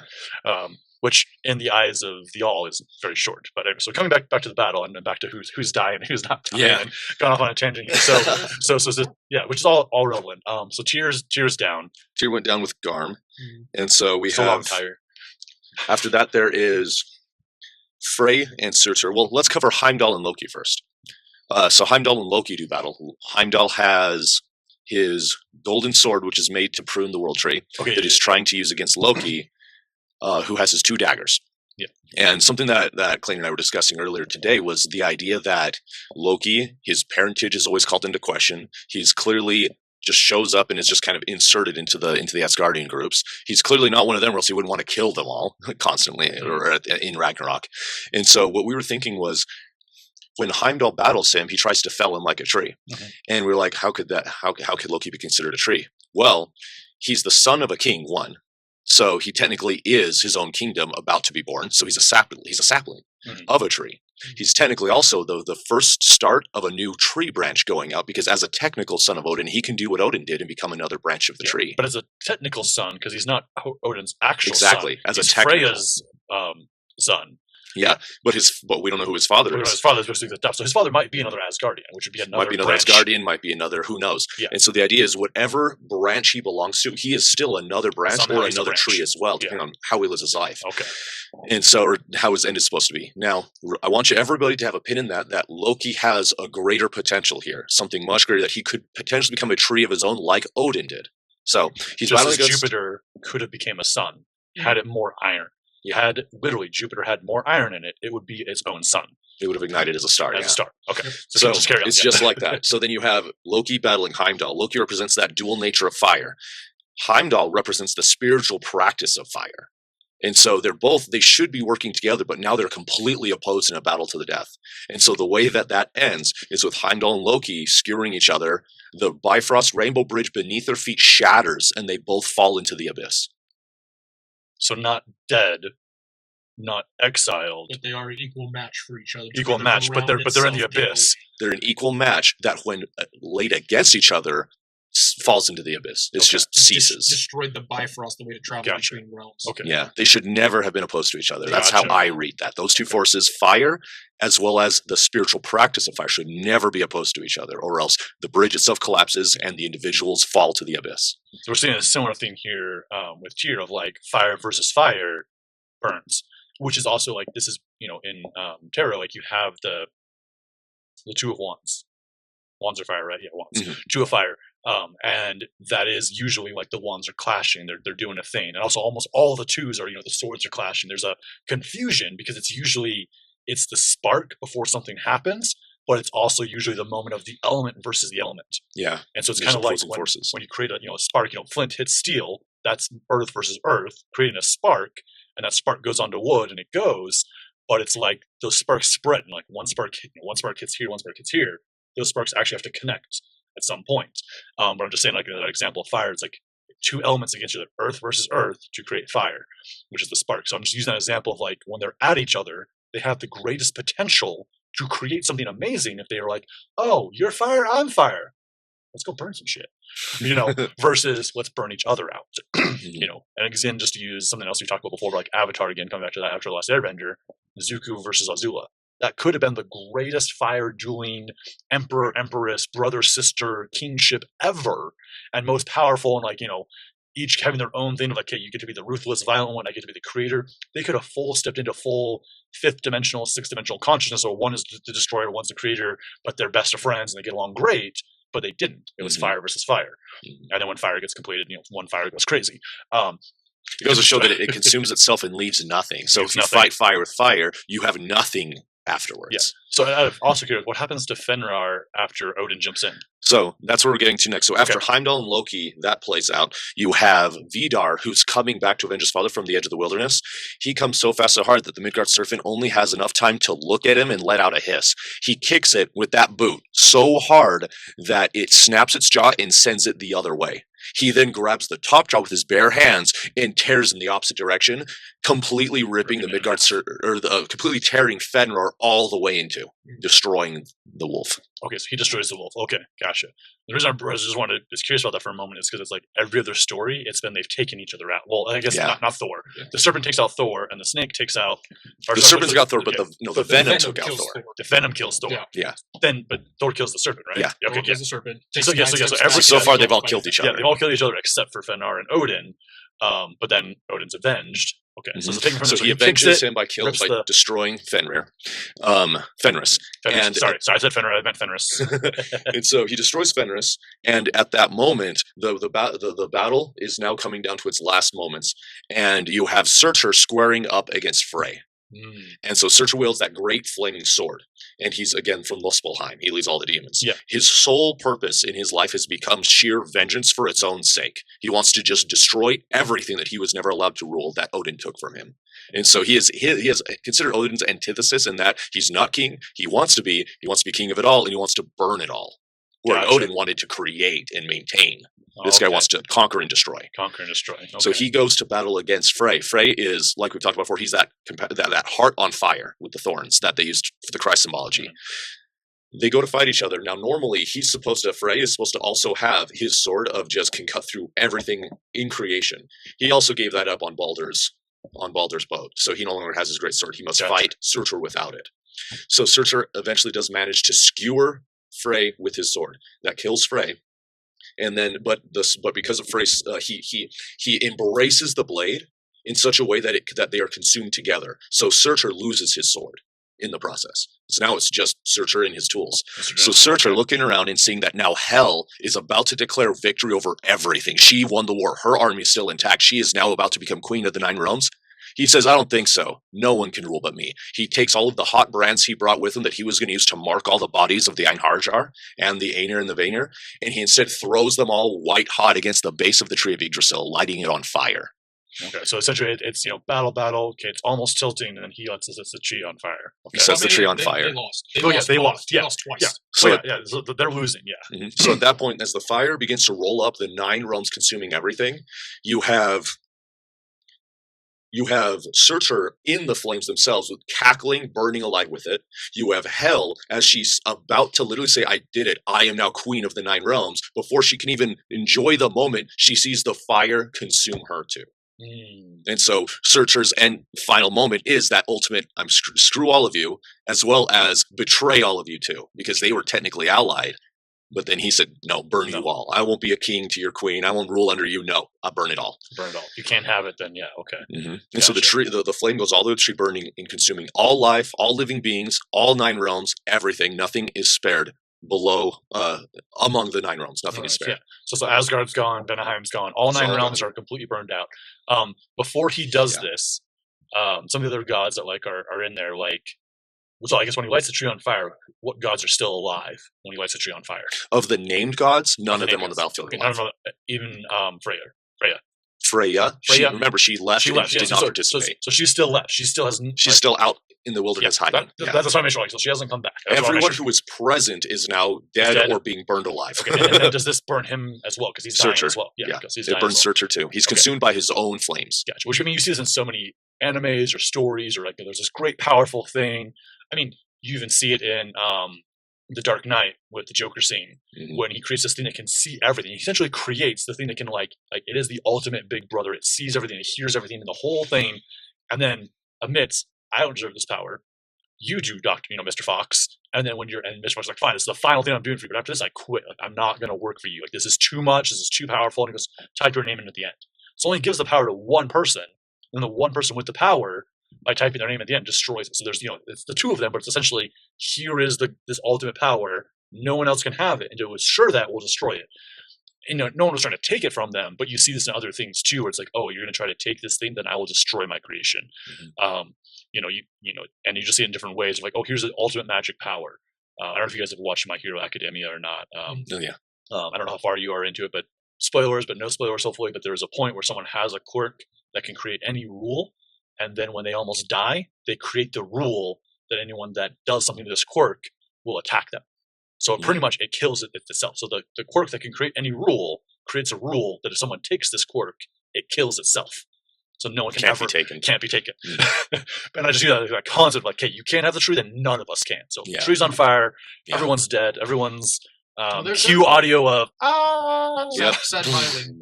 There are a few survivors though, because as we mentioned, one of the sons of, or the brother of Odin, is now on his way back because his exile has ended because Odin is dead. So he's on his way back. Okay. Oh yeah. So there's a few things to remember here. So Freya obviously not present because she didn't want to see any of this, so she's out there. And remember, when the world tree burns, the outer wilderness, it's a ring around the tree. It's not connected by branches. So when the world tree burns, the wilderness doesn't. It's still there. It's just everything that matters in the 9 realms is reduced to ash. Just like in the forest, if a lightning does just strike a tree, that tree burns. Like, maybe some of the field around it gets burned, but it doesn't spread to the whole forest usually. Exactly. Yeah, it's just the tree is gone. It's too moist. Yeah. Okay, gotcha. So she's out there. So he's like, she's out there. Not all the named gods are dead. It's just most of them are. So if you look at like the ones with rank in, like for example, Thor, the son of Odin, if you have the ranking gods, they're all gone now. If they were there, and so of that. There are a group of survivors, but the way the story moves into recycle is it's all ash, it's all gray, and it's all smoke. And then you have Leaf and Leafhauser emerge from under the tree from that cave. Okay. They emerge first because one of them, Leaf, the female, thinks she hears a songbird. So she goes to go and see if the cave door is open. The cave door is open and she can see light. And so she grabs Leafhauser's hand and walks them out into the new world. At that point, there is a sun. For some reason, it's not as bright as the old sun, which was so bright and golden that Odin literally had to suspend a shield over the earth to protect it from being burned up.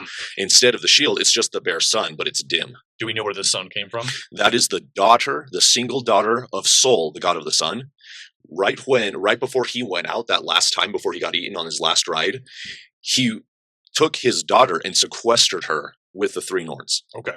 And then the 3 Nords hid her in the wilderness. So when all of the destruction was done, she found the sun and just took up the chariot and just did it on her own because she saw her dad do it once. Okay. And then is there a child of the moon that comes back as well? Or is much later. So first is the sun. But just the sun returns. Okay. Gotcha.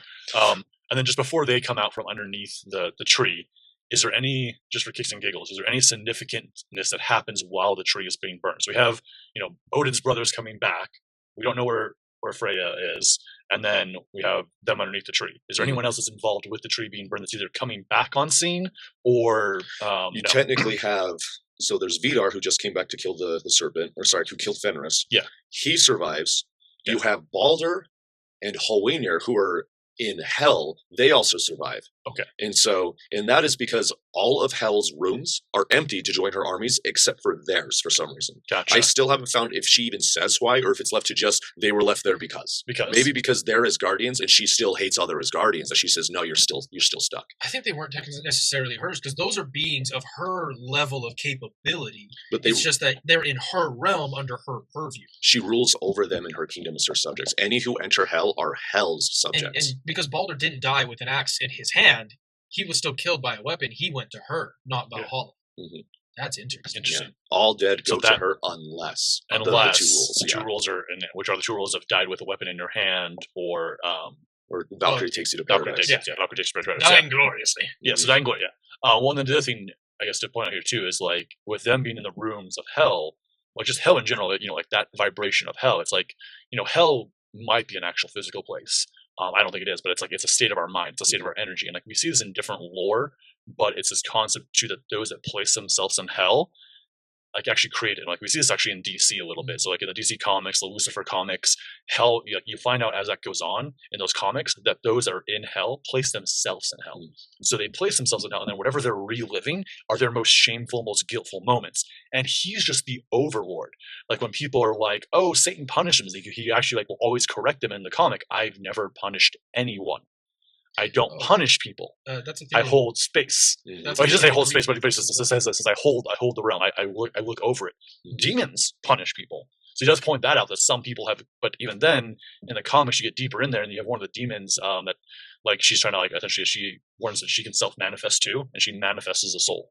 So she actually remanifests a soul. When she manifests a soul, she realizes everyone she tortured in hell was never her decision.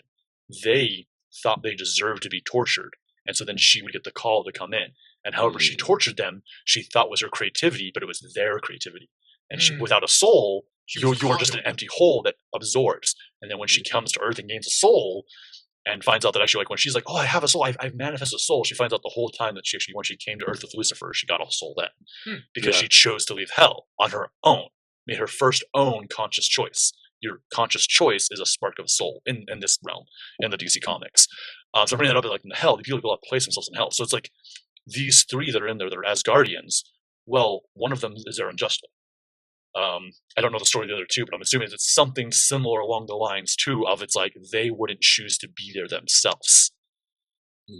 They wouldn't deem themselves as evil. I mean, yeah, even Hell didn't want to be there. She was basically forced into it by Odin. Yeah, she was tricked. Yeah, and she was crippled to stay down there. Yeah, too. Yeah, she was crippled. Yeah, she was. Yeah, and then same as like Lucifer was told to go there because of his rebellion, but also at the same time, and this is just the DC comics. This is not Christian lore. This is not anything like that. But just in the DC comics, when he actually talks to God about it, God says, "I never said you had to stay there forever. I just made you the emperor of hell, the lord of hell, to watch over it." That reminds me a lot of the Greek mythos as well, because Hades was tricked into his bargain with the other two gods, Poseidon and Zeus. But interesting about that is a lot of people confuse him with the god Thanatos. Yeah. And that's, it's where we get Thanos from. That's why I was like thinking about this. I'm just like, yes, Marvel, DC. Yes. But that's a very specific thing, is that he rules over hell, but Thanatos is the one that actually is like, we'll come and get you. Maliciously come and get you. Got you. Thanatos. Interesting. Okay. And I didn't know that's where the name Thanos came from. I always thought Thanos was trying to be like a play off of Kronos. Yeah, right. It's similar, but no, the 50% thing. I thought Thanatos. Okay, Thanatos. Yeah. So that's okay. I'm done. Greek mythology. All right, so that will be the next series. Next 12 episodes of Greek mythology. That's a good one. We'll just go through the Odyssey and just go through each little person that pops up in the Odyssey. Like, why the fuck do they matter? Oh no! What's a Charybdis? 7 years later, and only his dog recognized him. Yeah. Well, and his wife. Boy. And his wife after she does the test. Yeah. So we've established that your dog is still more valuable than your wife. Yes. I mean, so man's best friend. I mean, who recognized him? Recognized him. I mean, they're the dog never questioned times, it. But like there's a Bill Burr joke out there where he tries to like not accept the dog that his girl like adopts while he's off on the road, and he tries to like. He's like, I'm just going to hate on this dog. And then, like, by day 4, he's, like, cuddling with the dog on the couch. And then she's like, like 4 or 5 months later, she's like, I think you love the dog more than me. He's like, well, yeah, you jiggle your butt like that every time I walk in the door. You get super excited every time you see me. Like, you start shaking your butt like he does when I come in the door. Like, we'll talk. That's great. You're never this happy to see me. Yeah, you're never this happy. So, like, and dog bath. You left for 2 hours, it's been a week. Yeah. You left for 5 minutes to take the trash down the driveway, and I could watch you the whole time. I could see you the whole time. I saw you the whole time. You've been gone all day. It's also been 2 weeks. They had to watch you on that dangerous journey alone. Yeah, alone. Why'd you take me with you? That is such a thing with dogs. I love it. Coming back to Ragnarok, some other much more violent survivors now. So now the survivors. So we have humans Ragnarok. Emerge. Yes, Ragnarok ends, and now we move into what's either called regeneration or recycle, depending on which translation of the word itself, Ragnarok. And just out of curiosity, when they come out, the sun is out. Are there plants and so forth, or is it an ashen world? Not yet. It's ash and gray. Smoke and ashes, as far as I can see, it's a gray world. Okay. Yeah. Gotcha. So they come out. End of Dark Souls 3. Gotcha. Okay. Yes. So they come out. The sun is shining. The dim sun is shining. And at this point, you have a few gods begin to kind of look around. Like you have Vidor, you have Frey. Yeah, Frey. That start to kind of wander around and like, is there anyone alive? Is there anything alive? And among that, you see a couple others. You see the children of the two twin sons of Thor survived as well, because they themselves just hid. They just had the inkling, I guess. Yeah, you could say, to hide themselves. Did they hide the whole battle, or did they hide shortly before the tree caught on fire? They hid from the fire itself. Okay, so they're battling, they're doing their thing. Something goes, Get down. Get down. And it's pretty instinctual for children, animals. Like I had a house fire a while ago where I watched the puppies literally as I walked into where the fire was. The puppies were in the same room, and they were already all crawling away from the fire, looking for any nook and cranny to crawl into to get away.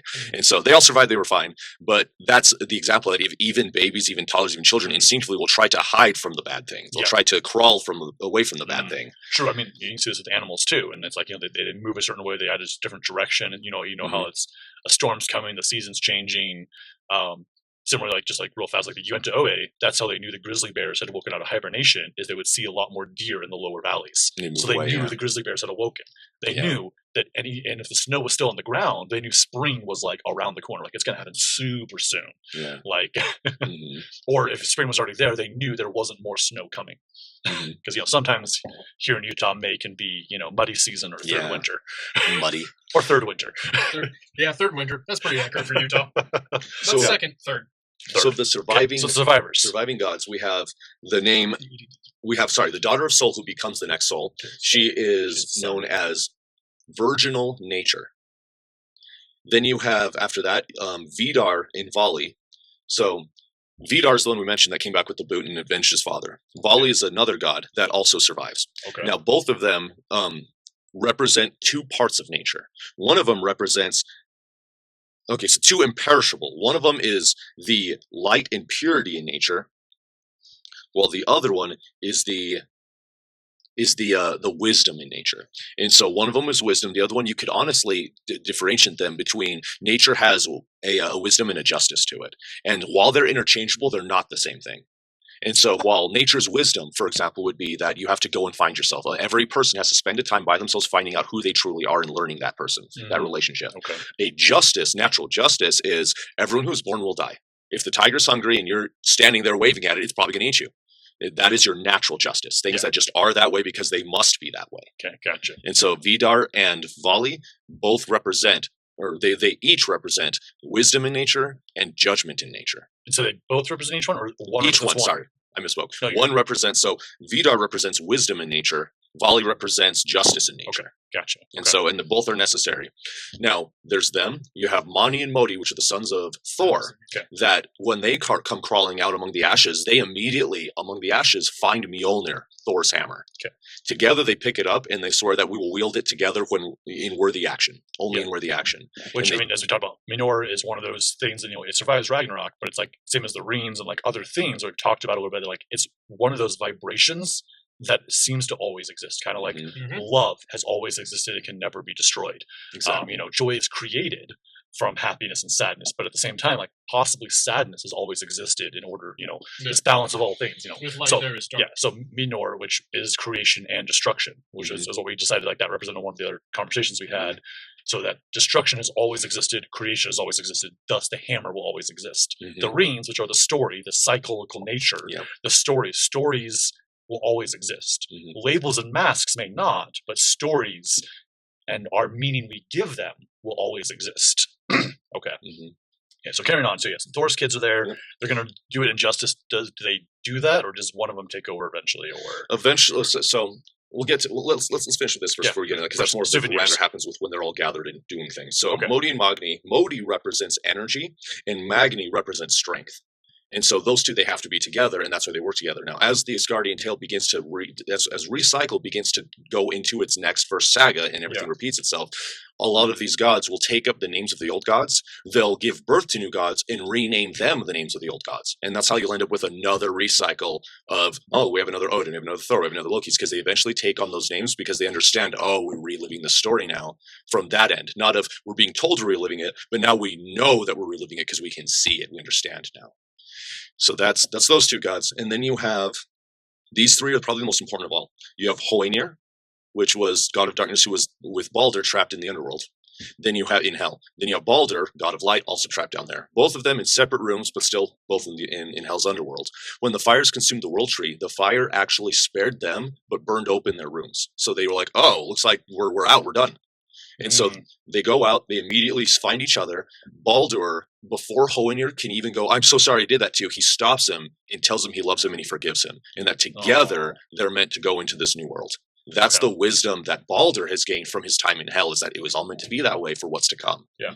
Where Hodor, he learned never trust another person who claims that they have a gift for you. He learns that false gifts are a thing. Okay, gotcha. Gifts you give. Mm-hmm. So essentially, just deception, it is a trait that comes with the humanness vibrations, like essentially just I'd say it's existence in nature. Well, deception is a thing that we see in the animal kingdom constantly as well. So it's not a bad thing. All the way. Yeah, so deception is there; it's reflected all the way. I'm just thinking, like, at what point does essentially, even in order to have the game of existence, there is a level of deception. It's a grand joke in itself. In order for one thing to see the other thing, to experience, and then be observed. In order for it to be observed, so Source, having known all things, wants to experience all things by experiencing itself while also observing itself. Mm-hmm. In order for that to happen, one of those selves, if not two of those selves, have to forget that they are the self. That they are the observer self too. Okay, gotcha. So deceit does exist. So yeah, I'm going through this because it's like the things that survive Ragnarok. A lot of them are the vibrations that always exist, and some of them tie into like the map of consciousness from Dr. David Hawkins, where like every emotion vibrates or can be calibrated at a certain vibration. But that emotion isn't like, oh, that's how you're feeling. That emotion is also how you view the world. So like when you're in shame, you view the world a certain way. You view yourself a certain way. You feel disconnected from the world. You look down on yourself. You feel God is out to get you. The world is against you. But when you're in, acceptance or love, it's like, oh, people are in my support. I like myself. God and the universe are here to support me. They're co-inspiring for my good. Mm-hmm. And so I'm just saying, like, all these vibrations, it's like when you embody them, you view the world a certain way. But these vibrations are essentially like they survive the destruction, but they just survived the one before that too. Mm-hmm. And so there are these continuing cycles of vibration. Like, the names might change, but these archetypes, these vibrations exist. There's a certain amount of existence that must, by the existence of non-existence, remain. Yeah. Mm-hmm. Yeah. In order for the game to be, these things have always actually been in existence. Mm-hmm. And they cannot be created or destroyed, just like you can't create creation. You can't destroy destruction. Mm-hmm. You can't create destruction, technically. It just exists. Mm-hmm. Yeah. Mm-hmm. So anyways, okay, so going into that, so who else survives? So, like I said, we have Hoenir. And let me get into what these three are the gods of, because that is integral to how to understand what comes next. So you have Hoenir, who is considered wisdom, silence. You have Baldur, light and purity, and Hodor, which is darkness and winter's night itself. Okay. Now, between these three, as who's alive begins to gather together and starts to look around at what other realms are alive, nothing is alive, nothing, it's all ash. They begin to go up the world tree all the way to the top. They go to Valhalla, it's also nothing but ash. The golden halls are gone. So they think, well, the tree technically still exists in some way. The tree still exists. It's burnt. It's not a dead husk, but it's there, but it's burnt. Husk. Okay, gotcha. And so as they begin to go up, they see a glimmering light at the top of the world tree, and they go, well, that's interesting. I thought everything was burnt. And they all start to go up there. Frey's with them. Everyone's now together. Okay. As they go up there, they find the great golden place named Gimli, the paradise of paradises, so pure the gods refused to stay there for more than a few hours or a few days because it was so pure it made themselves feel impure, so they'd leave. They wouldn't stay. Yeah. Gimli survives the fire, completely untouched. And all of the gods are brought to tears seeing this because they're like, we thought it was all gone. Mm-hmm. And they all immediately now understand something that they thought they understood before, but now they get it. That this place is not only the purest place, but it's pure because it's meant as a respite for all those who survive the worst possible things like Ragnarok. This place was made pure because it was always that pure, can never be burned away. So that people like them, upon surviving Ragnarok, would have that last touch of absolute purity and goodness to then bring back to the rest of the world to rebuild it. So in Gimli, that is where they find the golden rings of the Volsung, that the entire last cycle under Odin spent their entire lives trying to riddle out what these discs were even a game of. They didn't know. That was their great riddle, just to learn what was this the game of. Now the new gods post-Ragnarok have the same task, to get the Volsung rings and try to riddle out from themselves what is the purpose of these rings. Okay. Gotcha. They take that, they go from Gimli, and they immediately descend back down to the Nine Realms. Mm-hmm. And at that time, they see that the earth is beginning to grow green again. That is the new beginning. So as they left, it ripples back down the tree. That goodness, that purity. Would, just to like make a comparison to Kabbalah, that purity, that wholeness, would... Okay, well, with that, I guess I kind of answered my question, but it's like, so Gimli would, Tree of Life, Kabbalah, like that'd be more considered to like the Sephirot of Ensof versus Kentar, because Kentar would be like where they came back down to, and then from Kentar, all the green floats down the tree. Okay, gotcha. So as they came back and they understand that Yes, they pull the energy with them. They pull the inner sense with them. Okay, so greenness returns. Yep. No, also everyone that went to Gimli was everyone except for the 2 humans, right?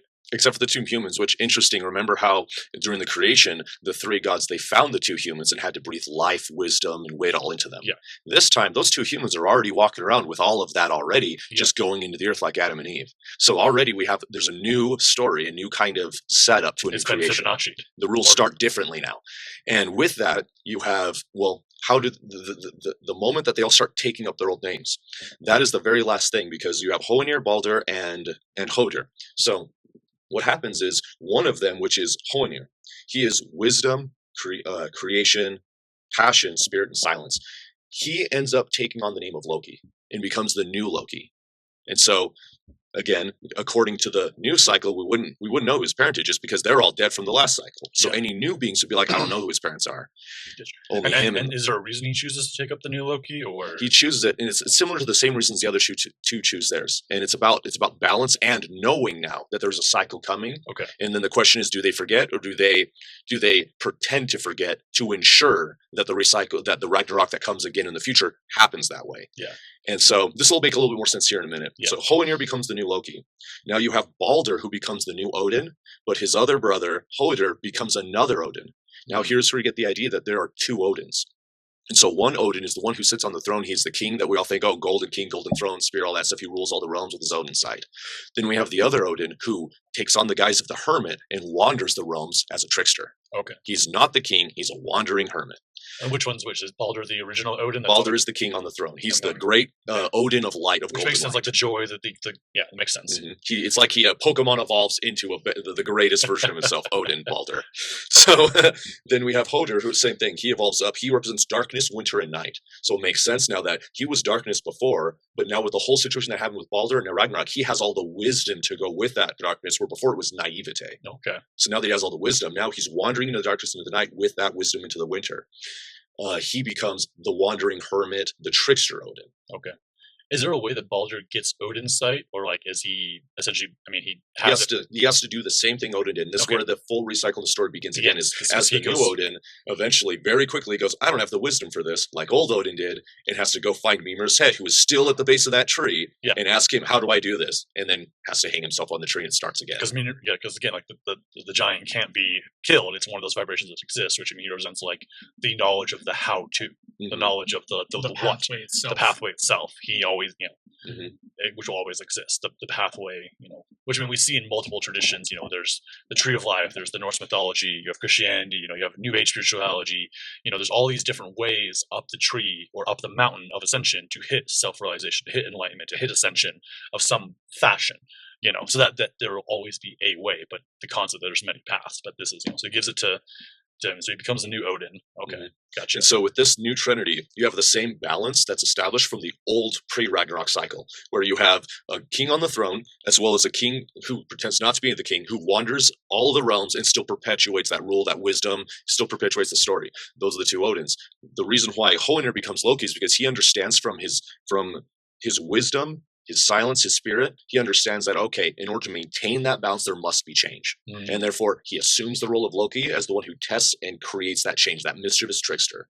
And by willingly taking on that role, rather than just raised up into it or falling into it or grudges leading into it, it's that idea that I am now becoming the noble villain rather than the malicious villain. And so I'm now I'm doing these things to serve this great purpose, even though on the ground, you and I might argue whether I'm doing good or evil. It's really, I'm fulfilling this greater purpose. Okay. And because he knows that now, rather than is ignorant to it, that is the depiction of Loki we see, where he's more elderly, he's more wise, and he's less cackly and more just sarcastic truth. So again, the evolved version, and so it's like, had the fire been mushed by Thor and put out, might have come back as a malevolent force. But by letting it run its course and it burnt itself out, it gets reborn. That energy gets reborn, gets readopted into a being that already exists and becomes the next thing, the new thing. Like there's a similar to like the Dalai Lama. I mean, kind of similar, but like the reincarnation. Like the Dalai Lama always knows like where the next Dalai Lama will be. Like he knows his next incarnation. But even that child, when they're born, they don't know as soon as they're born that they're the Dalai Lama. Is this kind of like similar to like Avatar? It's like, here's the toys you chose. This is how we know. But it's like as they go through, each Dalai Lama has had an experience where they then realize, oh, I am the Dalai Lama, and they turn it on. But it's something they went through that then allows energy to come. So I'm just using as an example for like the gods. It almost sounds like it's like everything they went through, they adopt, but it's like the vibration of Loki, the vibration of Odin, of wisdom. They're like, oh, I'll take that on. So then they become quote unquote a channeling being of that. But because it's actually a part of their natural self, it's part of their true nature, the true who they are. It's emerging. It's like becoming a new you. It's not a channeling this external being. It's channeling your higher self. Yeah. Okay. So they step into their impeccable roles, like the dwarves and the elves. They step into their impeccable roles. Yeah. Okay. I think that's also why they even eventually, the last thing that's mentioned is they begin to take on the names of the old gods, and then the cycle begins anew. I think that's why, is because they all start to realize, wait a second, if one of Modi or Mani is literally just being Thor so long that eventually he starts holding the hammer more permanently, he starts being the one they call on solely for those roles, eventually maybe he says, well, then I've just become Thor. Or maybe they all start just calling him Thor, because that's what he does, is he does the Thor thing. He Thors. Yeah. And therefore now he is Thor. Thor. And then the interactions with the other realms limited interactions means other realms are going to start calling them by what they do. That's the guy who Thors. Eventually that is Thor. Yeah, gotcha. Okay, which I mean, eventually leads into surnames too, of like that was your profession, you know? Exactly, Thor's son, and all that stuff. Well, Thor's son, but also like, well, yeah, you're the son of Thor, and then later even coming into Smith, of like, oh, you were a smith, like you were a blacksmith, you were a woods, mason, different things, different names, different things, and then even. Okay, yeah. So, but not that surnames really matter, but it's just that concept of seeing where this leads into the energy of that. Okay, so which one of the sons becomes Thor? It's so that's personal theory, because when it comes to one is energy, one is strength, and so to become Thor, you have to have both. And so really, it's a matter of which one of the two ended up embodying both. And so I think it's a game of one recycle, Mani did it, the other recycle, Modi did it, and that's why you also end up with two stories of Thor. You end up with a Thor that's a bloody madman, versus a Thor that's very wise and restrained. And I think that's why one was Modi, the other one was Mani. Gotcha. Or maybe they're having at the same time. They're both Thor. They're both Thorin. Oh, they were called. They were twin sons too, so you wouldn't be able to tell the difference. It's just be Thor smacking it. They're Thoring. They're Thors. He's Thoring. Yeah. So it's like and so then also if you're one Thor and you show up, like let's say you're the one that gets drunk more and is a little bit more hot headed, and someone's like, oh hey, you did this really awesome thing over here. Thanks so much for helping my village. Yeah, cool, skull. And then the other guy's like, hey, you're a jackass. You did this whole thing. It's like, it's my brother, but at the same time, like, well, I'll defend the honor. I guess I've got to slay you now. Hey, that's my hammer you're talking about. Yeah. Like they just identify with the hammer. Like with the hammer, that was Minor. Minor did it on his own, but I've got to defend Minor. Minor. Anyways, okay, gotcha. So they take on that in direction. So everyone just kind of, the energy is there, and it's the new story. Okay. Is there anyone that we haven't talked about that takes on the mantle of their next thing? I guess like with Frey, does she? Lord of the Rings. So as the realms are rebuilt, so the thing about Frey has dual nature too. You have Frey Frigg, right? Yeah. And so one is considered more the old warrior crone-esque one, while the other one's the younger merciful maiden one. Yeah. And I wonder personally if because of post Ragnarok, she's already full crone. She didn't watch it, she didn't hear it, but she came back to see the aftermath, so she knows she's feeling about it. Yeah. So I would think that would be the point where she comes back. She goes, okay, everything's about to go to chaos. I'm going to go back to my realm and start getting ready. And then once several generations later, because remember, you have several generations before during the creation, 3 generations later, Bor is born. Bor is the one who starts the wild hunt across the 9 realms that puts them all to chaos. After him, Odin is born, who kills Bor and sets it to order. So you have 3 generations of things start to kind of evolve again and become what it was in the beginning, with Vanaheim being led by Frigg, the queen of the Valkyries, going to war against all the other 9 realms because they're all at war with each other, and only the Asgardians are like, maybe we should stop this. And most of those 2 generations, like we have a little bit of the stories, but that's also like where there's some gappage, where it's like we don't really know how they've fully come to the same thing again. They play into those same realms and so forth. I mean, you even see this a little bit, just as an example. Like again, I like anime, and so it's going to come back. But like you see this with Naruto, where it's like there are certain beings that get repeated. They're not necessarily reincarnated, but it is like, so as an example, like there's the first Hokage of the Leaf Village, but then there's Sadra Uchi, and he's like the most badass like shuriken that can possibly be. And as it goes on, like you see this get kind of repeated later on with Orochimaru and the 3 Sani and like so forth. And it's like, oh, one has amazing skill that is like just born with, like, you have undeniable talent. You can accomplish anything. You train for a day and you're amazing. The other one's like, you got to work super hard all the time. You got to consistently train. Like, use another anime example, like it's Frieza and Goku. Goku has to train. Frieza has natural talent. He's born that way. Yeah. He trains for 4 months and attains a level that's similar to blue. It took Goku how many seasons, how many years to get to blue? From Frieza to there, like, Super Saiyan, he barely, So train. But that's kind of the thing. It's like there's always one that's always massively training. And then you find out even that is a cycle back to the original 6 sages and their 2 sons. One natural talent, one has a love of the people, one is all about skill, one is all about the people. When they battle, one has to train a bunch, the other one's already ready for it. These hand-in-hand energies. And so it's just that thing, like, but as it goes on, same here, it's like they play out a certain way, but like a slightly better version. And so it almost sounds like the same thing. It's like the cycle plays itself out again, but a slightly better version of the cycle. And in this concept, where it's a new world, the 2 humans that already have all the wisdom, they go on to be the Norse people. Whereas before in the other story on, it's like, the humans got breathed in life. So it's like there are better humans, and then these humans are living up, for the glory, and they're actually more living in the way of like, well, yeah, we want to go to Vanaheim, or we want to go to the Valhalla, So it is a higher version of it. It's a cycle repeats and spiral up. Yeah.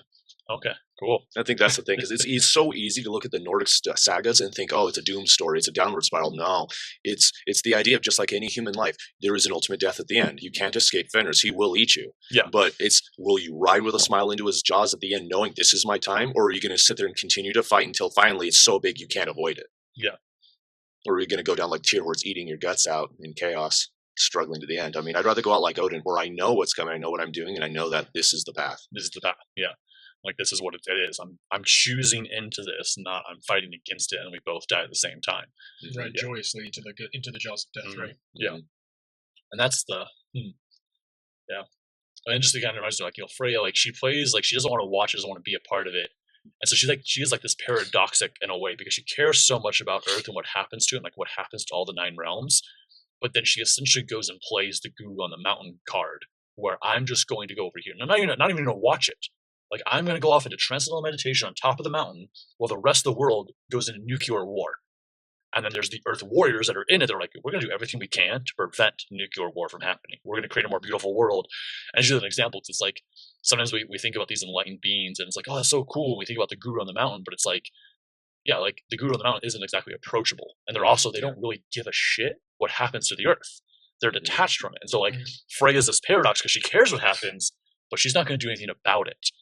And so it's kind of that concept of like, I'm not trying to put Freya down in any way, but also at the same time, it's like, well, like, everything you do, like, you're just as much responsible for the violence because you held it in silence. It's like if you see somebody getting attacked out in the world and you do nothing, like, you're either choosing to going, not my business, I don't know the full story, so I'm choosing not to be a part of it, or it's, I don't give a fuck. Like, those are usually the options, or some third option I'm not thinking of in the current moment. But that was kind of the thing of like, she was like, well, I kind of don't give a fuck, but I don't want to see it. I can't stop it. And I guess that's something too, like, it's not like she could really stop it either. But I think is probably like a mixture. There's the idea like, I can't do anything to stop it, so why should I try? But that's also born of a despair of, I'm going to watch everything I love die. And worse, they're going to kill each other doing it. Yeah. I mean, that's the worst possible thing. I mean, it's like watching 2 of your kids try to kill each other, but a billion times. Well, and then I guess that is where she converts. Like, that's where she transforms from the maiden to the crone. Is because the crone is also okay with the cycle. It just knows the cycle happens and knows that it plays its role. So that she evolves into her own impeccability. Essentially, she evolves into her version of impeccability. Gotcha. Okay. All right. Cool. So that's Ragnarok. Ragnarok. That's the recycle, beginning of Recycle. Anything you want to add in That's there, Dwarf? No, pretty good. We covered most everything. Okay. I learned a lot from this one, honestly. I still had a lot of my stuff mixed up because my sourcing that I was studying for this was bad. So, like, it's totally good. It's totally good. Glad we figured that out before and we got the correct stuff. So. Yes. And I refer to you as a dwarf because you are Gimli and you are impeccable. Short, bearded, live underground everywhere I go. Yeah, it happens. I would caution the audience to really like research. And it's one thing to be like, oh, I got this cool book. It's like, research the authors and where they got their stuff, please, because the one we came across was H.A. Gruber, which, while she herself is not, it's not that she's not knowledgeable, it's that the book we were reading presents itself as, this is the culture, this is their sagas. But then you read it, and it's got all of the Judeo-literal Roman history in there. Yeah. And it was no good. Not good. Well, and it's the same reason, like example, is like what I've been mentioning, like when I referenced the History Channel Vikings, like, that was very well researched. And yes, there were some stories, a little dramatization, but then you have the Netflix version, like the newer version, like, it's 100 years after. And anytime I've mentioned that, it is the things that I know are actually like a little bit accurate, but not the stories that go into like more of the fictional, because it's like, well, yeah, that was them creating the story, and it's like, granted, I mentioned animes, which is 100% fictional, but it's that level of like, okay, yeah, like just know your sources, and it's not like this idea of like you must, be accurate. But it's like, well, check where you're getting the stuff from, check where you're getting your things from, and like, and I'm not saying this to hopefully doesn't piss anyone off, but it's like even Graham Hancock, he's got a lot of great things out there, but sometimes he's a little close-minded to what archaeologists have already found. And so, like, I think there's a little bit of a capital T truth with like a lot of the stuff he finds, that he's got his version, and then we have what archaeologists already know, and it's actually together is the true picture. But there's a little bit of a conflict between them, and like true archaeologists don't like Graham Hancock, and Graham Hancock feels like he's getting blocked by them. But it's like, what if you guys like sit down in the same room and just like had a, like, I don't know, have a 10-hour conversation? I highly recommend the Joe Rogan episode where they do that, actually. Well, they do it, but like, interesting to see the sequel after that one. I believe it's literally you have a person who's just like, I believe in physics, and another guy's like, yo, I'm all about string theory. And while both can explain a lot, and both, while used together, explain even more, most people who believe in one do not believe in the other, and they're completely opposed to each other as just ways of thinking. Yeah. And I mean, you gotta study the electric universe theory. Come on. Well, and I bring all that up. It's like, it comes with like, yeah, you can be in complete conflict, but you can also bring the theories together and accept that they both work. Like the idea of like going up to the path, like getting self-realization, self-actualization, enlightenment, and so forth. You just need to pick a path. You can't walk all of the paths. You can study them all and do different things, but like if you try to cram your day full of like Kundalini yoga, breath work, you're going to do some kind of shamanic drumming, and then on top of that you're going to read your Bible, and then you're going to do some other New Age studying, and then you're going to do some other grounding practices, and like, I could go on the list, but it's like if you take one practice from every system, you're going to have an 8-hour morning routine. Like you're going to become somebody who is attempting to ascend versus actually ascend. Yeah, you become a meditator versus meditating. And it comes that concept of like, if you do 12 different things move at 12 times the pace. Are you ready for that? Yeah, so you can get exhausted that way. So it's too. like, yes, by the end of your life, you're going to be an 80-year-old that is like a master at all of them, and you're going to be great, and you get to return. But it's like, you don't get to. You walk through some shit to get there. Yeah, you don't get to surf in Hawaii every weekend. Yeah, because it is the kind of concept of like in your like. I'm not saying this is exactly how life works, but it's like your first part of life, you're learning. Mm-hmm. Your middle part of life, you're earning and learning, and then the final part of your life, you're returning while you're learning. So you're always learning, but it's like you hit a point where you're like, now I return the knowledge I have. And so it's like if you did every practice at once, you're not returning until you're 80, and you don't actually get to be in that earning and learning phase. You're just in the learning forever, and then you're returning. You don't actually get to like apply your knowledge to manifest the life you want until you're 80. I'm not saying that's exactly what would happen, but it's that concept. It's like you got to pick a path, you got to pick a direction to go, you got to lean into that. And you can walk multiples of them, but when it comes to certain things, it's like you got to focus in on that and let that be the thing that serves, the thing that works. It makes me think of the Guan Yu from the Romance of the Three Kingdoms story. Spends 30 years on a mountaintop being guru, training with his weapon, becoming the greatest there is. Nobody's ever heard of this guy other than, it's some guy on that hill who thinks he's a guru. Finally, he spends 1 year actually doing something, and he becomes the greatest, most legendary guy in that entire freaking period. Yeah. 1 year doing it, 30 years getting ready to do it. Which there's something to be said to that. It's like, I mean, and at the same time, there's the overdoing. So I guess it's like the idea of like, how do you cut down a tree in 6 hours? You spend 4 hours sharpening the axe, but you don't spend 5 hours and 55 minutes sharpening the axe, thinking you're going to get the tree down in 5 minutes. One glorious swing. It's so sharp now, it should be able to cut through a sycamore. Yes. Yeah. So with that, I think that's all I got. I can go down some more tangents and so forth, but like in reality, like that's Ragnarok, and it's been really fun going through the Norse mythology. There'll be more probably in some ways, but all of it ties into, it's like all of this, like take what resonates, leave what doesn't, but also have the spiritual eyes to, okay, how does this apply to my life? How can I take this into my life? Same as when you watch any show, anything out there, as you become a new you, enjoy it, enjoy the entertainment of it, but also look at it and go, okay, how does this apply to me? How can I improve myself? When you get triggered in a show, why am I triggered by that? Why does that bug me? Why do I not like that character? The character you hate the most in a show, ask yourself why you don't like them. Because there's somebody else out there that's their favorite character. Yeah. And the person that's their favorite character is probably someone in your real life that you have issues with, vibrationally wise. So anyways, that's my thing. Take a look at the life, enjoy it. More to come. But yeah, for me is peace, love, namaste. Awesome. Thank you for having us. Shift and Thrive, man. Shift and Thrive. Highly recommend studying all of these things. Start with the Havamal. That's the words of Odin himself from when he was on the tree. So I would start with that. And then, as always, like when reading, when studying, when watching things, look for the symbols. Try to break down, understand the symbols, what they mean to you. Because we're creatures of stories and symbols. All of human existence, back down to the cave drawings, is all about stories and symbols. Mm-hmm. And so even when you're recanting the tale of what you did at work yesterday to whoever you visit while you come home, you're telling a story full of symbols. And so by learning to identify those, from as simple as what does the stop sign mean, all the way to what is Odin's sight? What is that a symbol of, the Odin sight? I would highly recommend everyone take the time to start, just even if it's for fun, learning symbols and starting to try and extrapolate them from everything, just as a personal game. Absolutely. Yes. I agree. And love and peace. Skull. Skull.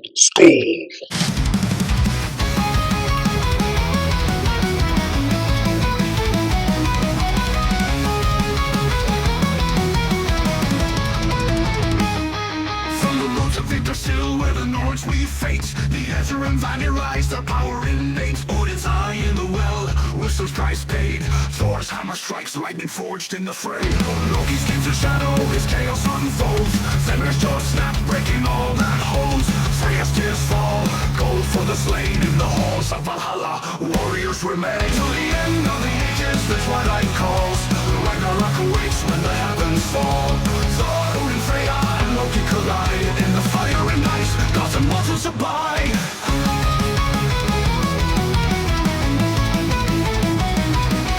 Thunderstorms watch each other one in hand. The final battle comes on the blood-soaked land. Tyr meets the wolf, their fates entwined. Fenrir roars, devouring time. Midgard arises, the serpent of the sea. Thor strikes it down, but he cannot flee. Surtr wields flame that the world's undoing. Ashes and rebirth, a new age brewing. To the end of the ages, the twilight calls.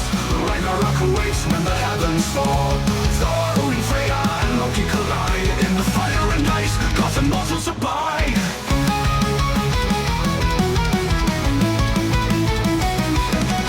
Nine realms tremble, the cosmos shakes. Destiny's thread frays until it breaks.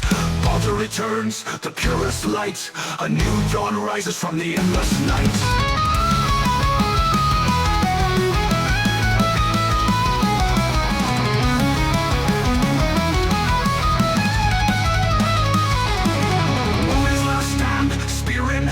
Facing Fenrir's might, he takes his stand. Thor and Jormungand are locked in their fight. Both fall consumed by the endless night. Loki laughs as the fire consumes, yet his end comes too. Sealed by doom in the aftermath, a seed remains. Life reborn through the endless pain. To the end of the ages, the twilight calls. Ragnarök awaits when the heavens fall. Thor, Odin, Freya, and Loki collide. In the fire and ice, gods and mortals abide. Through ash and ruin, the cycle renews. A new world rises, born from the hues. The gods may fall, but the stories live on.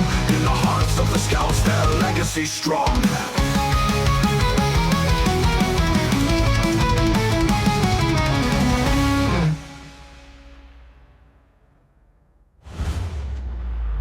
Nothing fall, but the stories live on. In the hearts of the scouts, their legacy strong.